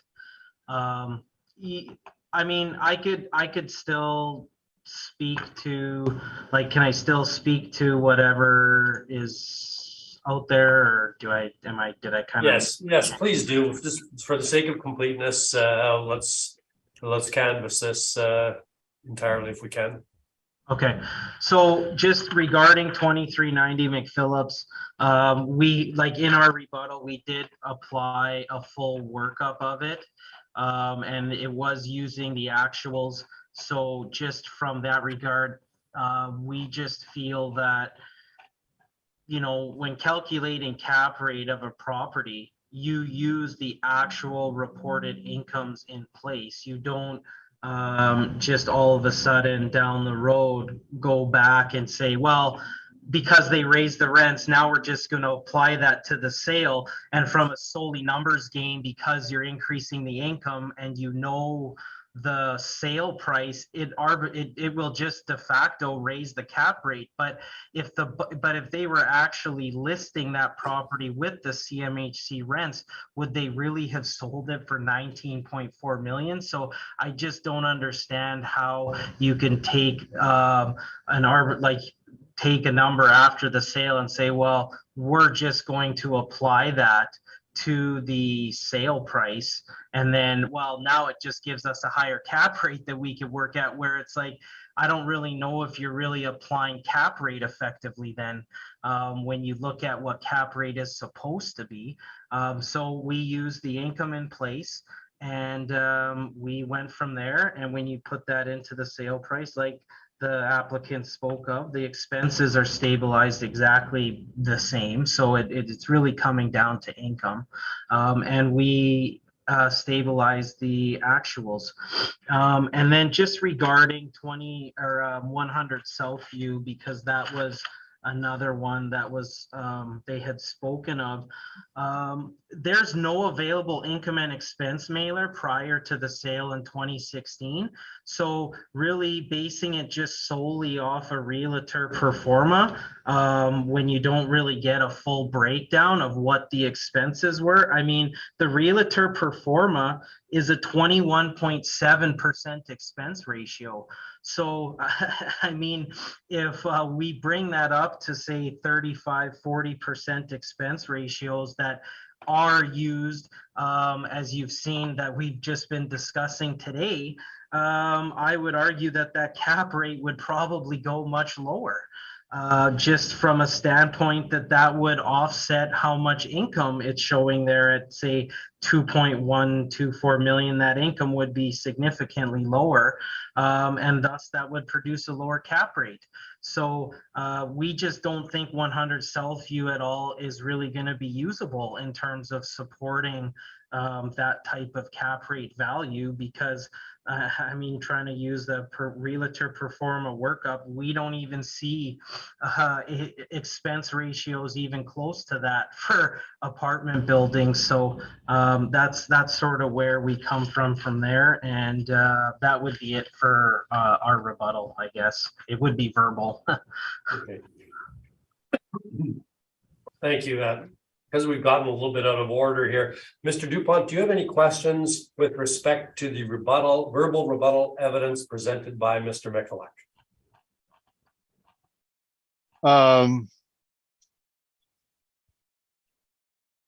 100 Southview, you're saying the expenses did not exist, but they had the actual rents in place at the time when they marketed the property. Is that correct? They would have had the rents, correct. And then you say the expense ratio was low. Would you not agree that if it's a property with garages and townhouses, they should have a different expense ratio than an apartment block? Well, and so that was my whole point, though, why I said, should we even be using that? And then you had said that, well, we think that one would be the one that we would most use for this for cap rate. But how could you then, if you're now bringing up the point of that we shouldn't even be using those expense ratios? We should not be using our apartment rent. We should not be using the apartment expense ratio. We should be using site specific to the property that we have, and it measures the income stream of that site specific property and the risk of buying a newer property. So I don't think, as a question, would you agree that you should not be comparing expenses and or rent for this type of property versus the subject property? Well, I think we have to also look at how these numbers are come about. I mean, 2390 McPhillips was just rejigged to arbitrarily inflate the cap. So I don't really I just fail to kind of understand, because when it comes down to these assessments of the subjects that we talk about, we're never ever even close to the sales expense ratios. And I mean, we know that that influences the cap rate at the bottom line because it pulls up the income. No, I take exception to the fact that I rejigged to inflate the cap rate. I revised it to put in market rents, and that causes a higher cap rate. That's all I have to say. So what you're saying is a higher income, when you know the sale price, a higher income will cause a higher cap rate. Is that correct? Yes. Okay. The purchaser is getting a higher return. So the purchaser was not buying it with the existing income stream. They knew that the market rents were higher. Okay. But then I think we've gone past the point of question and answer, and you're getting into both debate and then argument. So if we can limit this to the questions that Mr. Dupont may have with respect to the verbal rebuttal that you gave, that would be appreciated. That's fine. Yes, I agree. So no more questions. Okay, thank you. Now, Mr. Moretsky, going back to the presentation and to the rebuttal, have you got any questions? Not, thank you. Ms. Nesbitt? I do not have questions. Thank you. And I don't have any questions. Any need for a summary, gentlemen? for 50 Bison, I think the summation would just carry forward with what I had talked about in the prior will year. Okay. Thank you. Then that will conclude this matter, and we will move on to item number 4.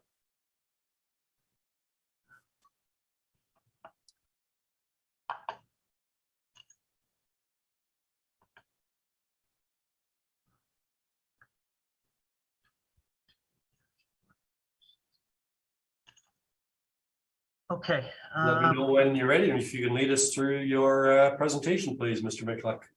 Yeah, so we have file number 22-4163, roll number 120-978-07615. We have a recommendation to reduce the value to $15,906,000 using a 5.25% cap rate, and the same NOI as what the model is. And Mr. Dupont. Not accepted. Thank you. Then would you proceed, please, Mr. Michalak? Okay, so we have a 4-story apartment complex built in 2019, 85 suites, 78 outdoor parking. The location is in the Lord Roberts neighborhood. You could see on page 2. It's built along the rapid transit lines, as this was an intention of the builder, so that the people who can rent this would be close to bike paths, rapid transit, very close to active transportation routes, public transportation routes, and then you're also close walking distance, like you could see where the junction is at Jubilee and Pembina Highway, and then just going back towards what road am I thinking of here? Osborne, down the road there as the next main route. So you're within walking distance to a lot of amenities in retail, grocery, etc. Going to page 3, we got our income value summary.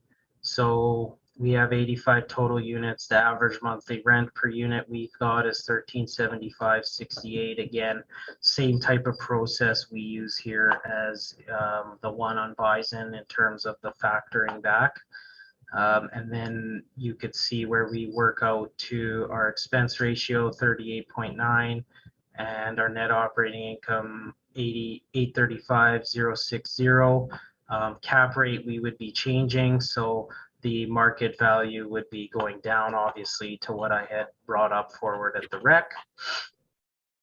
Expense comparables. So this is just to show, again, properties newer builds, where the expense ratios would come from to just kind of show where we're at. And then further with the rents, you could see where we're in line with the rents now. I know the gross floor area per unit, you probably don't want to include that, only in the sense that that encompasses the total area of the building. So if there is like other common areas in the building, that would be factored into that number. We'd be looking at the build is similar to the number of units that are presented in comparables, albeit they can't all be in the same area because Walker Court's in a developed neighborhood in Osborne. So you're not in really close proximity to other new constructions. And then, but if you were to see the suite mix, 62 one bed, 23 two beds, how it compares against the others, we're coming in at 1375.68. So, you know, we feel like we're more than reasonable in terms of from a income standpoint of where we're coming in there. Cap rates, again, we had spoken about the cap rates. That was already touched on previously for 2017 caps, 333 Ward being the main sale there on page 6. That was a 5% cap for a newer construction sale, which was a share sale as well. Now, page 8, if you look at the pictures here, I just provided and a write-up of the property. So it says Station Side is a transit-oriented development situated in the community of South Osborne, the newest addition to the Jubilee Master Plan. So it offers all amenities and features of a modern, complete community with character it's in an established neighborhood. So it's a low rise, ideal for people who are looking to live near downtown with easy access to transit, bike paths, parks, schools, shopping. So there are suites that are designed to accommodate your work from home space of the future, providing ample room for a home office or to have guests stay with you. So enjoy the use of the indoor gym and make new friends with the residents in the lounge. It has electric car chargers, state-of-the-art geothermal heating and cooling. So you could see that the expenses definitely weren't spared in terms of building this facility. And you could see here just further with the list of property amenities, the unit amenities that it offers. I provided just some pictures from their website, double sinks in the en-suites. You don't see that too often in many apartments. And then they also offer a work from home, 1 bedroom plus flex. So they are looking at, say, the future where I know it gets discussed in some of these cap rate studies by applicants that, hey, stuff like this is considered a positive, that it has these amenities. So I think that should be reflected as such.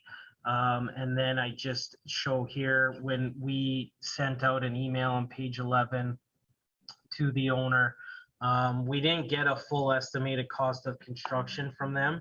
They just kind of sent us what the current rent roll was at the time. And then so we had to make our decisions based on that. And then this was a July 2022 rent roll, which is, again, it's what we were given. 84 of the 85 units were leased by then. So in terms of rents, we factored it back. So the property's been at least well taken up. It's in a great area, like I said, right next to rapid transit, which is definitely a positive for this neighborhood and people looking to live here. So that would be all for my presentation today. Thank you. Mr. Dupont, questions? No questions. Okay. Mr. Moretsky, questions? I do not. Thank you. Ms. Nesbitt? I do not either. No, and I don't have any questions. Mr. Dupont, your presentation, please.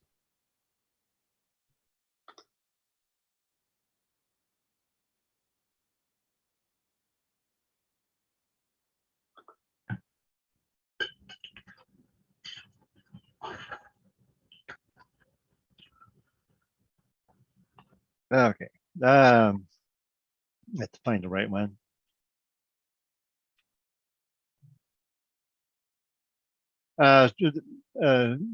First page is a artist rendering for the photo. We don't have very much except for the second photo, which shows it still under construction. Then we have the end. It's the end of the street, and that's where you see the railroad and the rapid transit. And then the photo page 3 is that it's got older houses there, so built, I don't know, 40s, 50s. So it's an older neighborhood. So it's not a newer neighborhood. Aerial photo page 4 shows where the subject was built before. Then it shows the railroad and the transit right behind it. Then we go to the maps.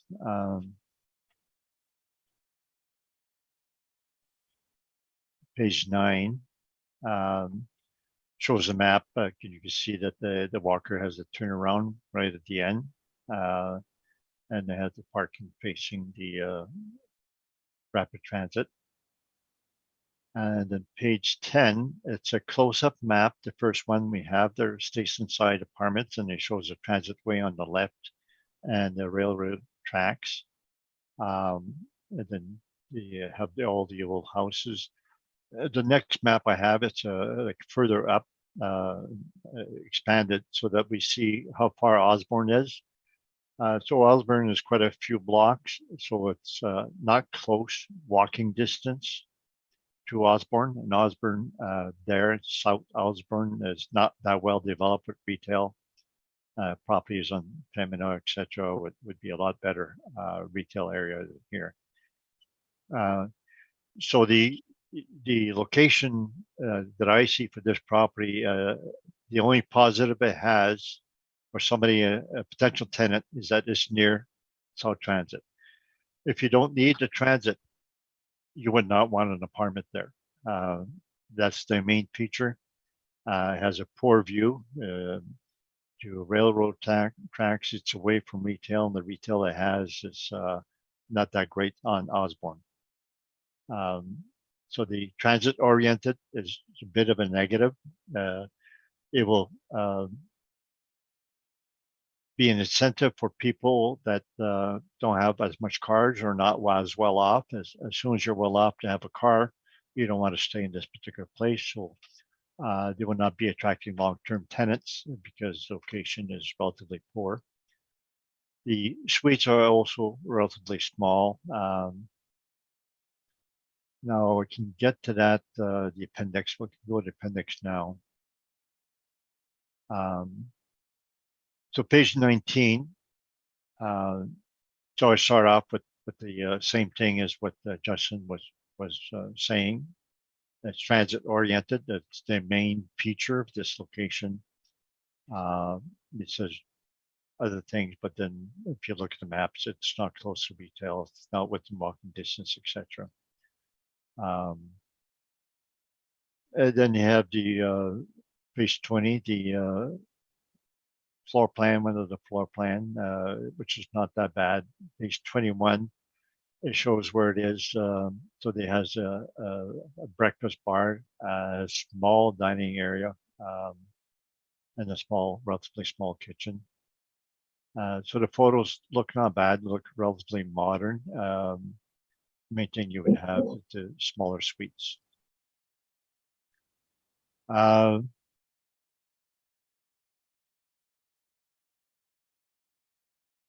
can skip the next few pages, and then the page 28, the rent rolls.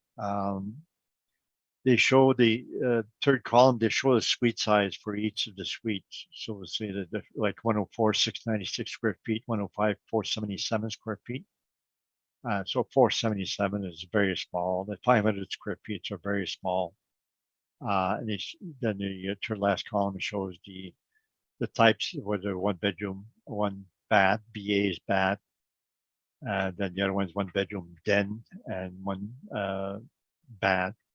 And dens, as you know, have no closet, so it's like a potential bedroom with no closet.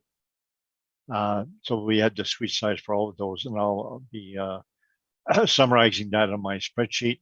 And then we have the rent roll of July 31st, 2021 on page 30.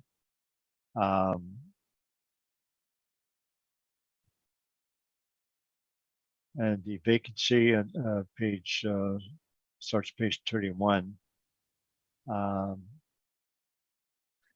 Page 32 shows the vacancy. So as of July 31, 2021, they had 84.71% vacancy. So there again, as of the reference date, it was high vacancy. Then we have another rent roll of September, and as of September was 40%.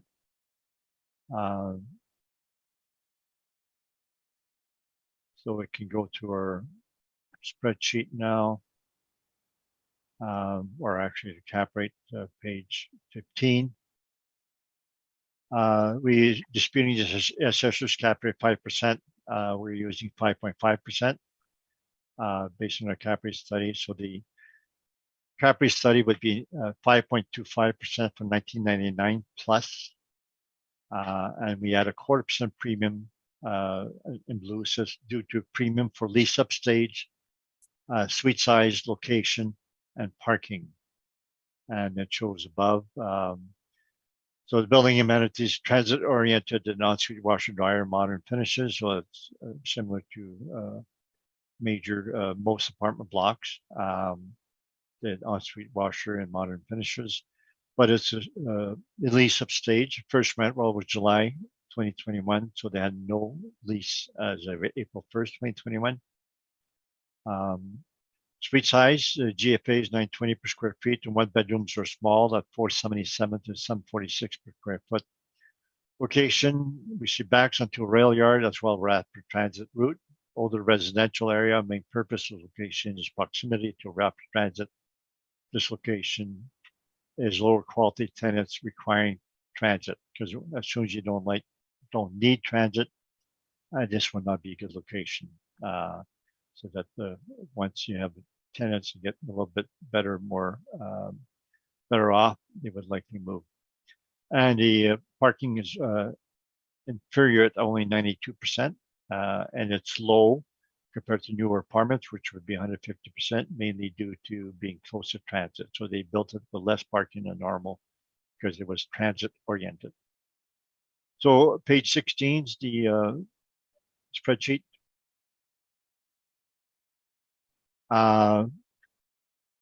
Shown on top there, number of parking 78, that's 92%, GFA 920 per suite, and then the top statistics.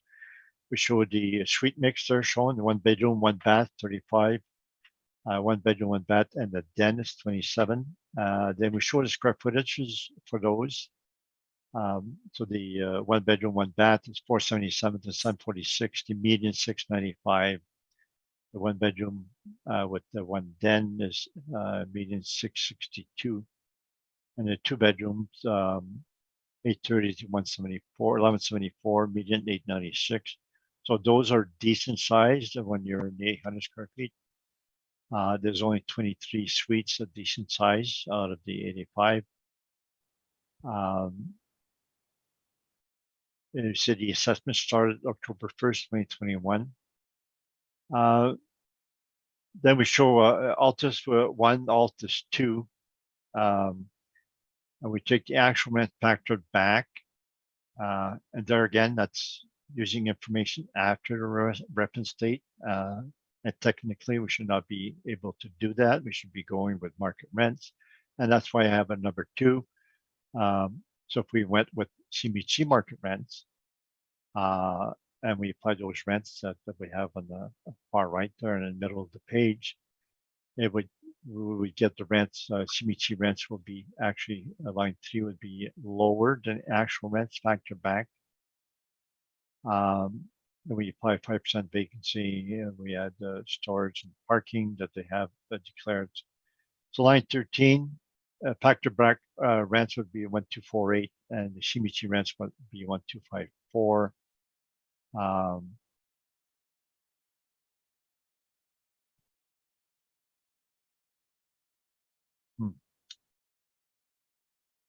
I think our maths is wrong there.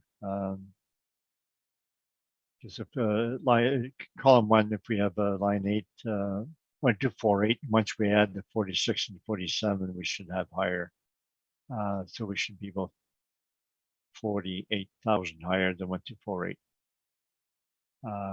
We just put the line 8 there, so we're too low on the effective gross there.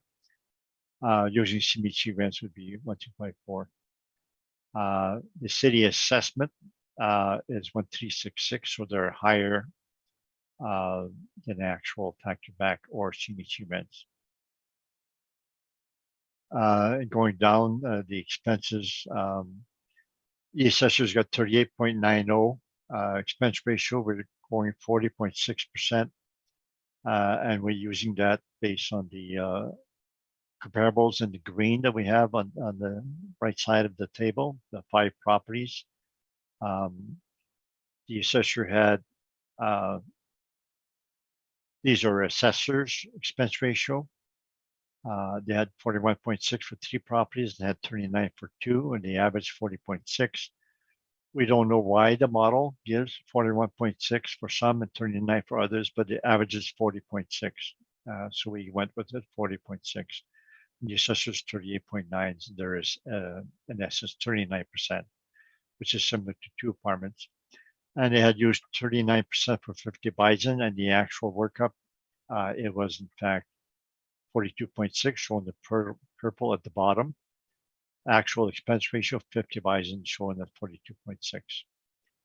And the average square feet was 1356 square feet. So those are properties with higher average square feet. Gross square area shown there compared to the subject at 920. So our subject is relatively low overall, that gross floor area. So the assessment becomes a 16,701. We get values 13,000,005 and 12,000,006, depending whether we go actual rents factored or CMHC rents. And the last two, the next 2 columns we're stabilizing for 2023. We put it all in the same spreadsheet. We can wait till we get to the 2023. But we put both the 21 and 2023 values here.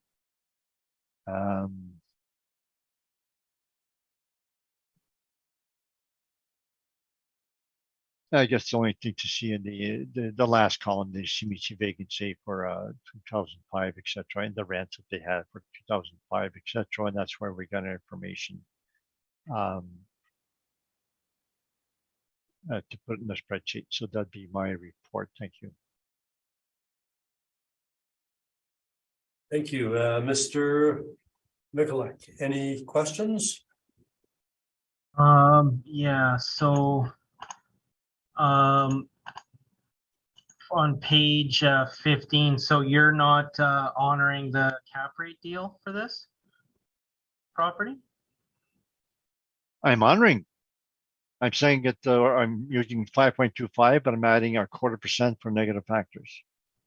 Oh, okay, so you're adding extra, you're not really, okay. Yeah, start with 5 1/4 base. Yeah. Oh, okay, okay. So the whole argument that we have between you and me is whether there should be a 1/4% premium for negative factors. Okay. And so when you were making that agreement, you guys never talked about these extra premiums on those properties? No. That was not an issue when we came to the agreement. Oh, okay. Okay. You have a negative factor here for site size? Suite size, sorry. Okay, sorry. SDE suite, sorry. Okay. And aren't you aware that this property was built with the intention to cater to the Jubilee Master Plan as it was stated on their website? So they built this property with the intention of being close to transit. Like they knew all of that going in. So I'm struggling to see how that's also a premium that needs to be added. They built it transit oriented. So Okay. the main feature to attract tenants is the fact it's near transit. Okay, But they built it inferior to other newer properties because transit-oriented type tenants don't need as big a suites, they don't need as much parking. So they built an inferior building on that site, mainly because it was transit-oriented. okay.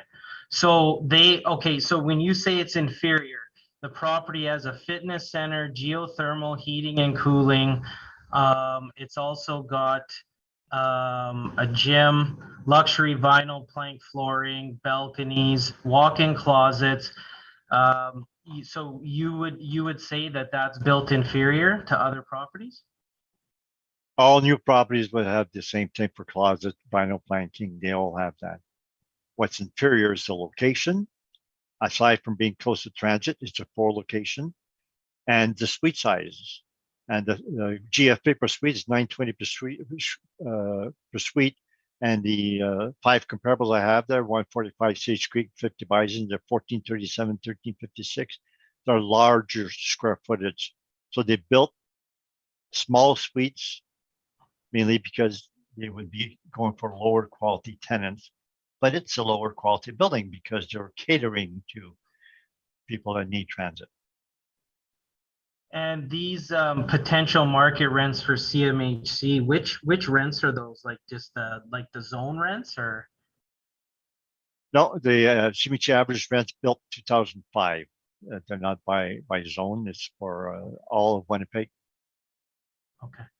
And so there again, the subject would be likely inferior to the 2005 plus mix because of the small suite size. But nevertheless, the actual rents are a bit higher than CMHC rents. And so you had made this issue of parking, yet there is 85 suites, but yet still 78 parking stalls. So that would really only leave 7 suites that wouldn't be able to quote unquote, I guess, have a parking stall. So is there really that issue that you speak of where someone would just pack up and leave because they couldn't get parking? Like there's only 7 other suites that wouldn't get a spot. It's 92% versus newer properties would be more like 150%. So it's inferior due to parking. It does not even match 100%. So it's inferior parking. Okay. But it's 8 suites that don't have parking at all. If you have 2 people, if they had 2 cars, they would not go there because lack of parking. Anyways, it's inferior because low parking, small suite size. Okay. And poor location.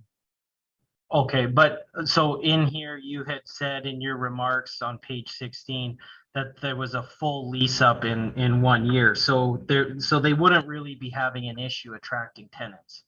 Is that correct?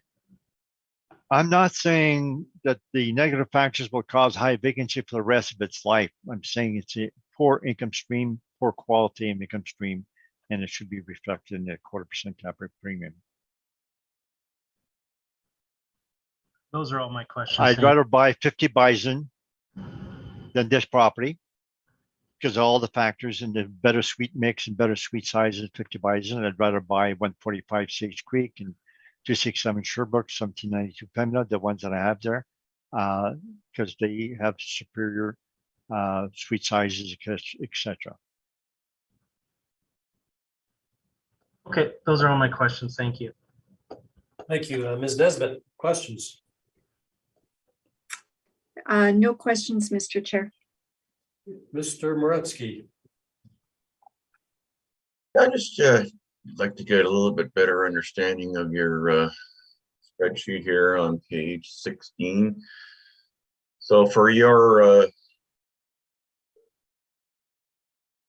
for the case that you're making, you're using the CMHC market rents for 2021 stabilized, 21-22 stabilized. Yes, it's one of the my second valuation based on CMHC rents, and the number 1 is based on actual rents factored back. And that particular factoring back is not allowed per se because we're using post-reference data.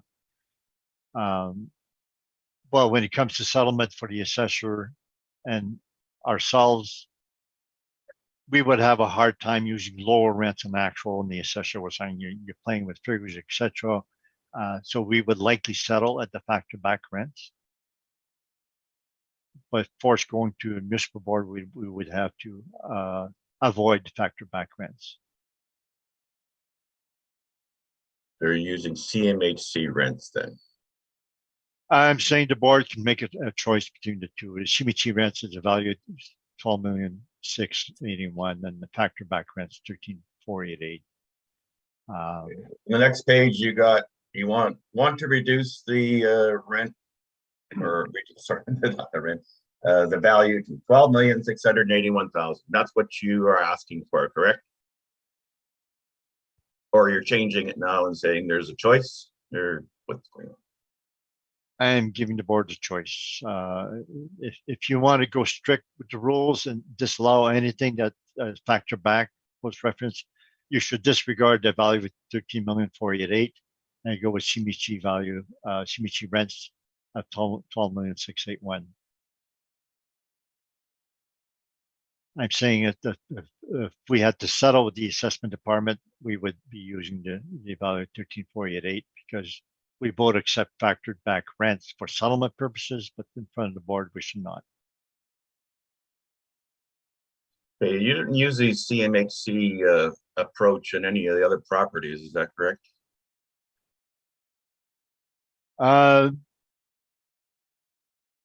No, the 30 bison I did not because you had tiny suites and it's too hard. They would not be comparable to your CMHC rent. 50 bison, we had actual rents in place.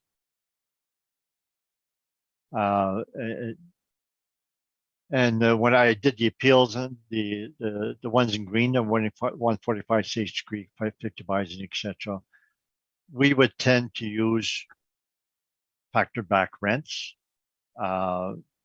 So we don't want to come up with lower rents than actual. And so I don't think it's fair for us to do that. Well, on the factored back one, first column, why is there no expenses used in that workup? Actual expenses. Oh, the building does not exist then? So we don't have a history of actual expenses for a subject? Well, it was built in, what was it? 2021, and the first rent was July 31st, 2021.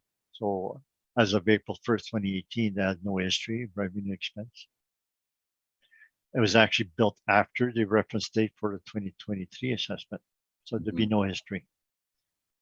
And with no history, we have to go with expense ratios. But there was some history for the rents, for the. Yes. Well, no, there was the history. There was no 2018 history for rents. We had 2021 rents. And that's what I used to factor back. But then technically, we're not supposed to use 2021 rents to start with. Okay. And then you didn't have the expenses yet at that point. Correct. Okay. Yeah, so I went to 40.6% expense ratio, which is the average that the assessor applied to 5 properties that we show there in the green.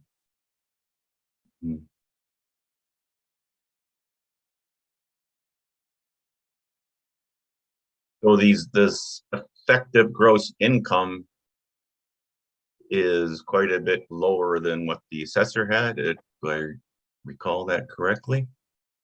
Line 13, yeah, 110,000 lower than the assessor.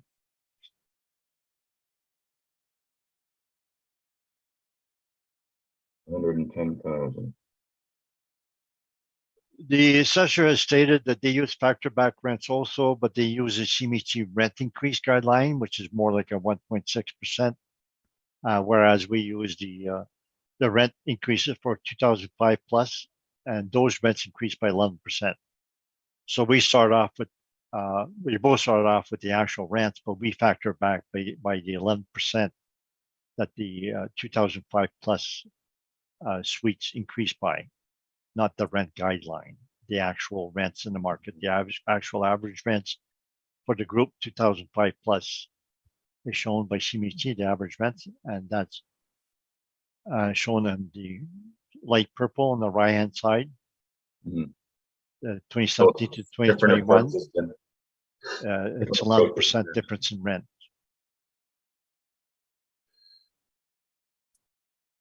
Yeah, so kind of similar concepts, but you're coming out with quite a bit different values. So you see the transit as a net, being close to the transit as a negative, correct? It's a positive for people with lower income that lack of cars, so that they put an apartment block near transit, which is a poor location because the view is terrible. It's far from walking distance to Osborne, so it has no other location positive except for being near the transit. So the rest of the features is a negative. So I believe overall it's a poor location. I think you mentioned that. Sorry, go ahead. Yeah, if you're a potential tenant, you don't need transit, you would not go there. So it attracts only one type of tenant. It does not. It's not attractive to the rest of the market. I think you mentioned retail was not close by. How do you describe, what context do you provide for not close? What is not close? It didn't measure, but it shows on the map that I had there on page 10. If it was a 10-minute walk, would that be not close?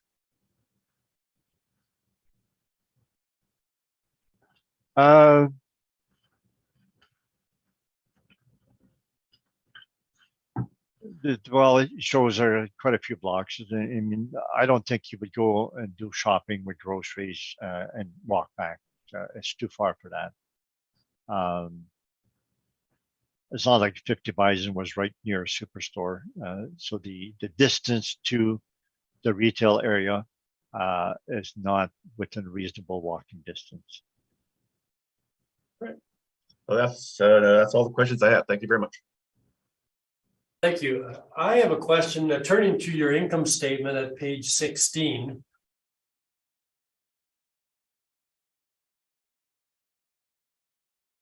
Your line 13, your effective gross income, as you noted, is understated by almost $50,000 because the storage and parking haven't been included. That's correct? That's correct. Okay, so your net operating income then, the actuals as opposed to, or the actuals factored back with that calculation would in fact be a lot closer to 790,000 as opposed to the 740,000 that you have stated. I recalculated, so my effective gross income is in fact 1,297,201. And after I applied the expense ratio, my net income is 770,573.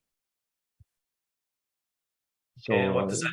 And that increases your market value even using a 5.5% cap, does it not? To 14,010,010. Okay. So that's my revised value after correcting my rents, my income. Okay, thank you. That was all I wanted to clarify. I don't have anything further. Any need for summary, gentlemen, on the property? No, I'll just save the summation for after the next presentation because it's the same property. Okay, and did anyone want to take a break, 5-minute break before we go to the last property, or are we? I'm okay to truck through if everybody else is. Yeah, I'm okay to continue, yes. Okay, I probably need 2 minutes just to extend my parking by my phone. So can we take 2 minutes? You're live? Great. Thank you very much. I have avoided a ticket now, I hope. Number 5 on the list is the last matter, 20 Walker Court. And Mr. Michalak, if you can, are there any preliminary matters with respect to this matter? Mr. Dupont, Mr. Michalak? No.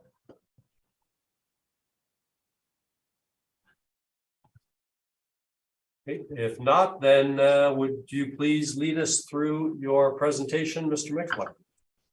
Okay, we have file number 22-4164, roll number 12097807615, roll year 2023, assessed value 17,786,000, classification 20, liability T.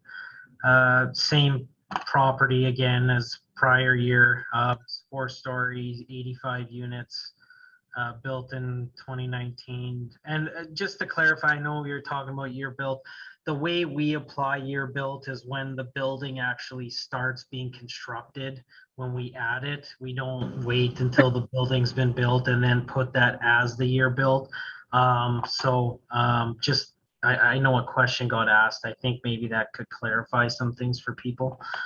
Anyway, as we carry forward, so we know the location again. I mean, I'm of the opinion here, this neighborhood is fantastic for the type of build that this property is. It suits the type of tenants that would be attracted to this type of neighborhood.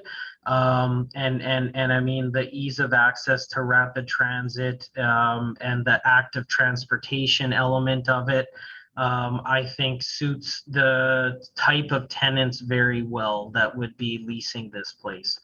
Now, as we go on to the income value summary, so we could see now our rents are $1464.65. Again, same process that we use applied to all properties that are new. And our expense ratio 39.12, our net operating income 880,408.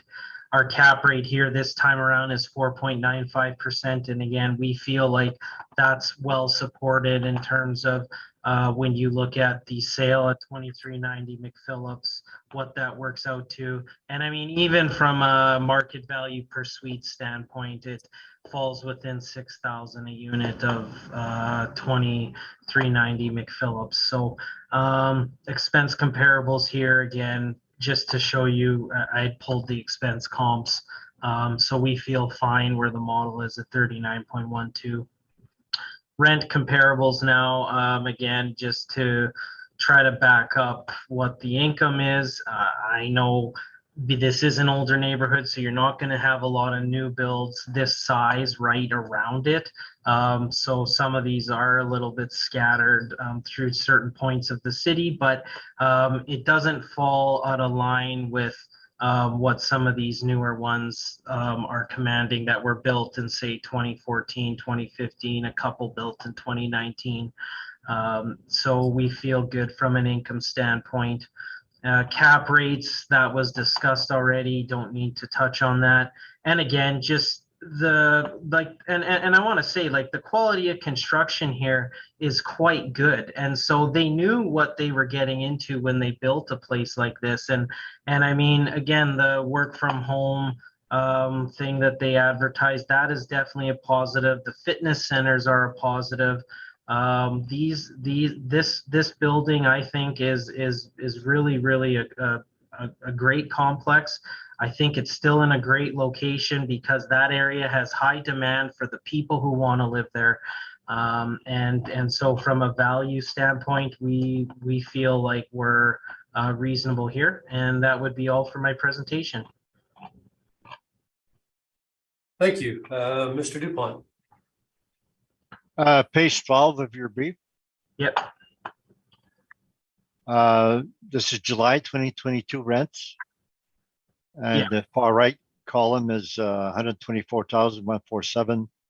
If you Yeah. multiply that as 1,489,000 and you're 4,000 higher, so you would agree that you've used 2022 rents slightly higher than 2022 rents? We use this income that they provided us in the email on page 11 that they sent us in October of 2022, and then factored back that total income and factored that back. So that would be, I guess, how we came up with our rents here. So page 11, if you add those three figures together times 12, it comes to 1,493,940. So there's no factoring back there. Would you agree to that? No, it was factored back, based off these figures from what, I was told, but I mean, what's the discrepancy then? How much are we looking at? No, if you, can you add those three figures times 12? And that comes to your rent area. So I believe there's no factoring back whatsoever. You use the October 2022 rents income. Can you agree to that or just do the maths to agree to it?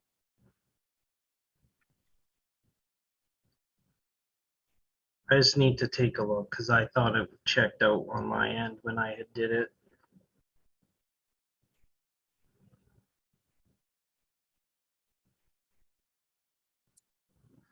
So it's 1.493940. Now, this also, those numbers though, like it's not like there's vacancy also, that wouldn't be accounted for in those figures.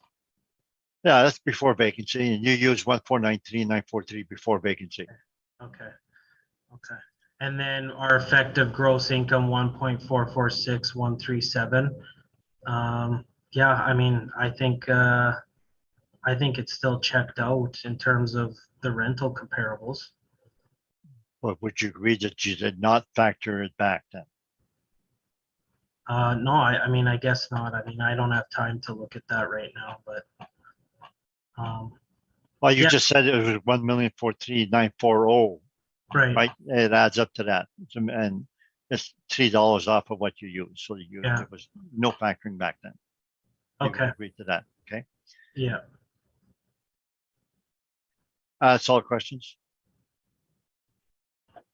Mr. Moretsky, any questions? I do not, thank you. Ms. Nesbitt, any questions? I do not, thank you. And I have no questions. Mr. Dupont, your presentation, please. I guess go straight to page 16.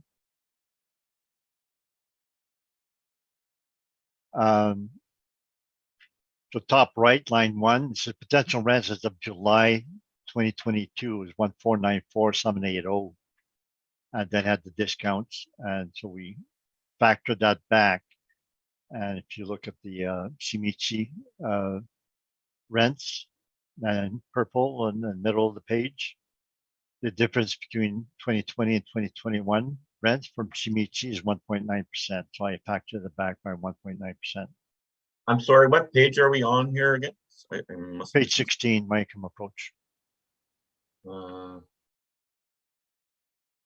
have it at page 18. Yeah. Page 18? Okay. So this sorry, I'm reading the 2021 stuff. Okay. I got to get the right report then, sorry.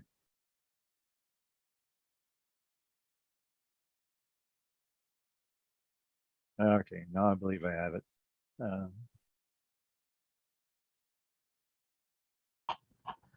Yeah, page 18, sorry. Yeah, so the factor from Shimichi rents from 2020 to 2021, 1.9%. So we allow for that factor as the one. So we started line 3, we started at 1,409, the rents less the discounts, factor back. We allowed 5% vacancy. The first lease is shown there, July 31st, 2021, which is after the reference date. And there again, we show the same things. It was full lease up by July 2022. So it took a year to lease up, which is relatively slow. Then we actually added the parking and storage based on the rent rolls annualized. So line 13, we have 1,392,000 and the assessors at 1,446. So we have less effective gross income. Expense ratio, the property did not exist, has no history. I use 41.8, and that's from the properties in the green. Now the 5 properties I had were all in the over 40, and the average 41.8. I don't know why the assessor's at 39.12 for this one, it's lower. And then we have in purple bottom right, 50 Bison. The actual expense ratio was 42.6 and it was built in 2016. So that would be a comparable based on actuals. So then the net operating income line 33, we're 810, the assessors is at 880. Then it's a cap rate difference.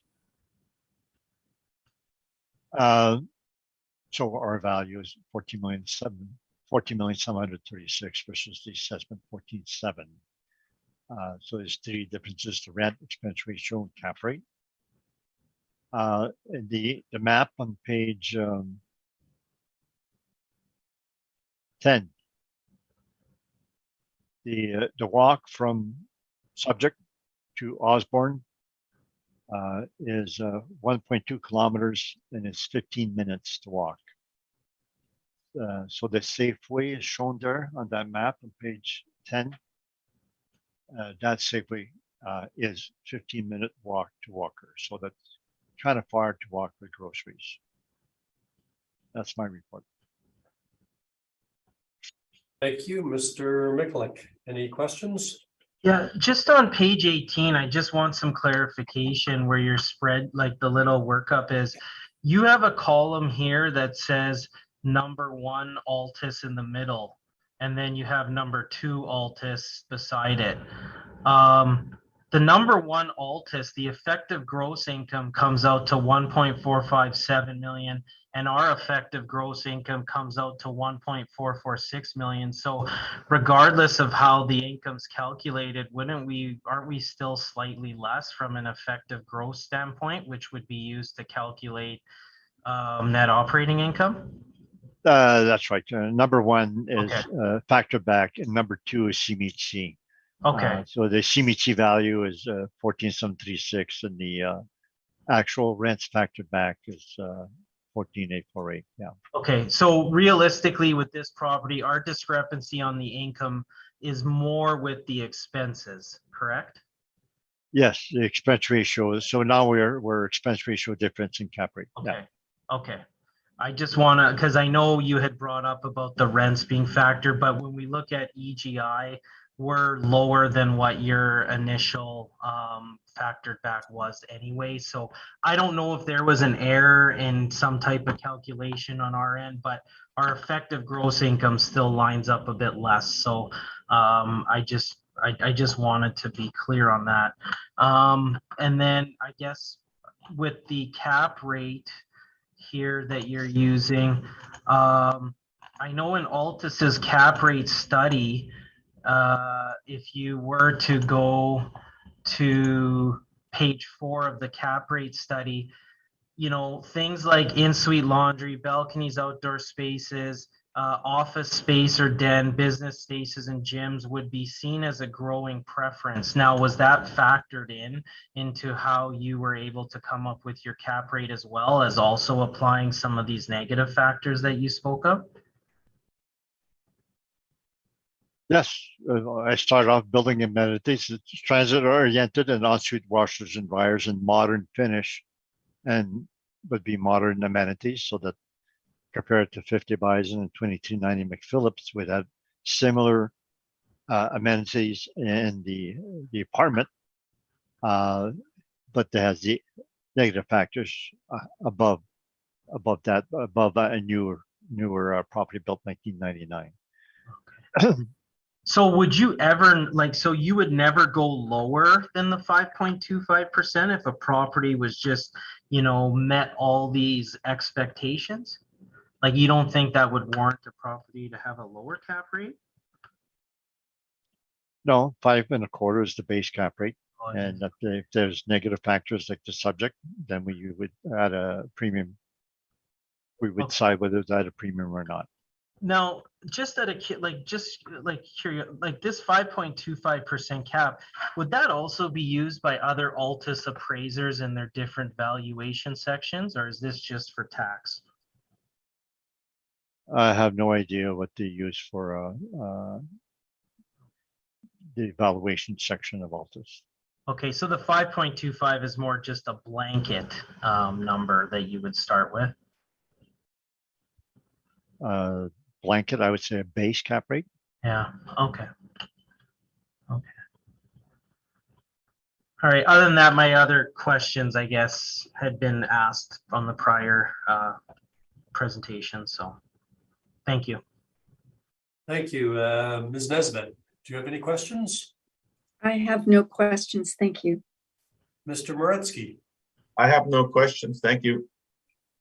And I have no questions. Now, I know Mr. Michalek, you asked, or you mentioned that you would summarize with respect to the properties when we were done the second one. Do you have a summary that you would like to present to us, please? Yeah, I just want to maintain that, you know, this property is built in an area that's very highly desirable to people who live there for the certain purpose of having close access to public transit. You can tell by the quality of construction and the pictures that are presented, it is a high-end build that has a lot of and it's built really well. It is part of the master plan of the overall neighborhood. So I don't see where a negative should be placed on the property in terms of cap rate, and I just feel that it's a very solid build, and we really like where our value's at. Thank you. Thank you, Mr. Dupont. Any summary? Yes, the cap rate premium does not pertain to the quality of construction. I'm not saying that the quality of construction is inferior. I'm just saying the suites are small, parking is low, and location is not great except for the fact that it's transit, near transit. Other than that, the location is not good, so it would not attract other parts of the market, but only attract parts that are transit oriented. Thank you. Thank you very much. That concludes all of the matters on the docket. We have heard all the items scheduled, and this hearing is now adjourned. Thank you very much for your presentations, gentlemen. Okay, thank you. Thank you. Thank you very much. Goodbye.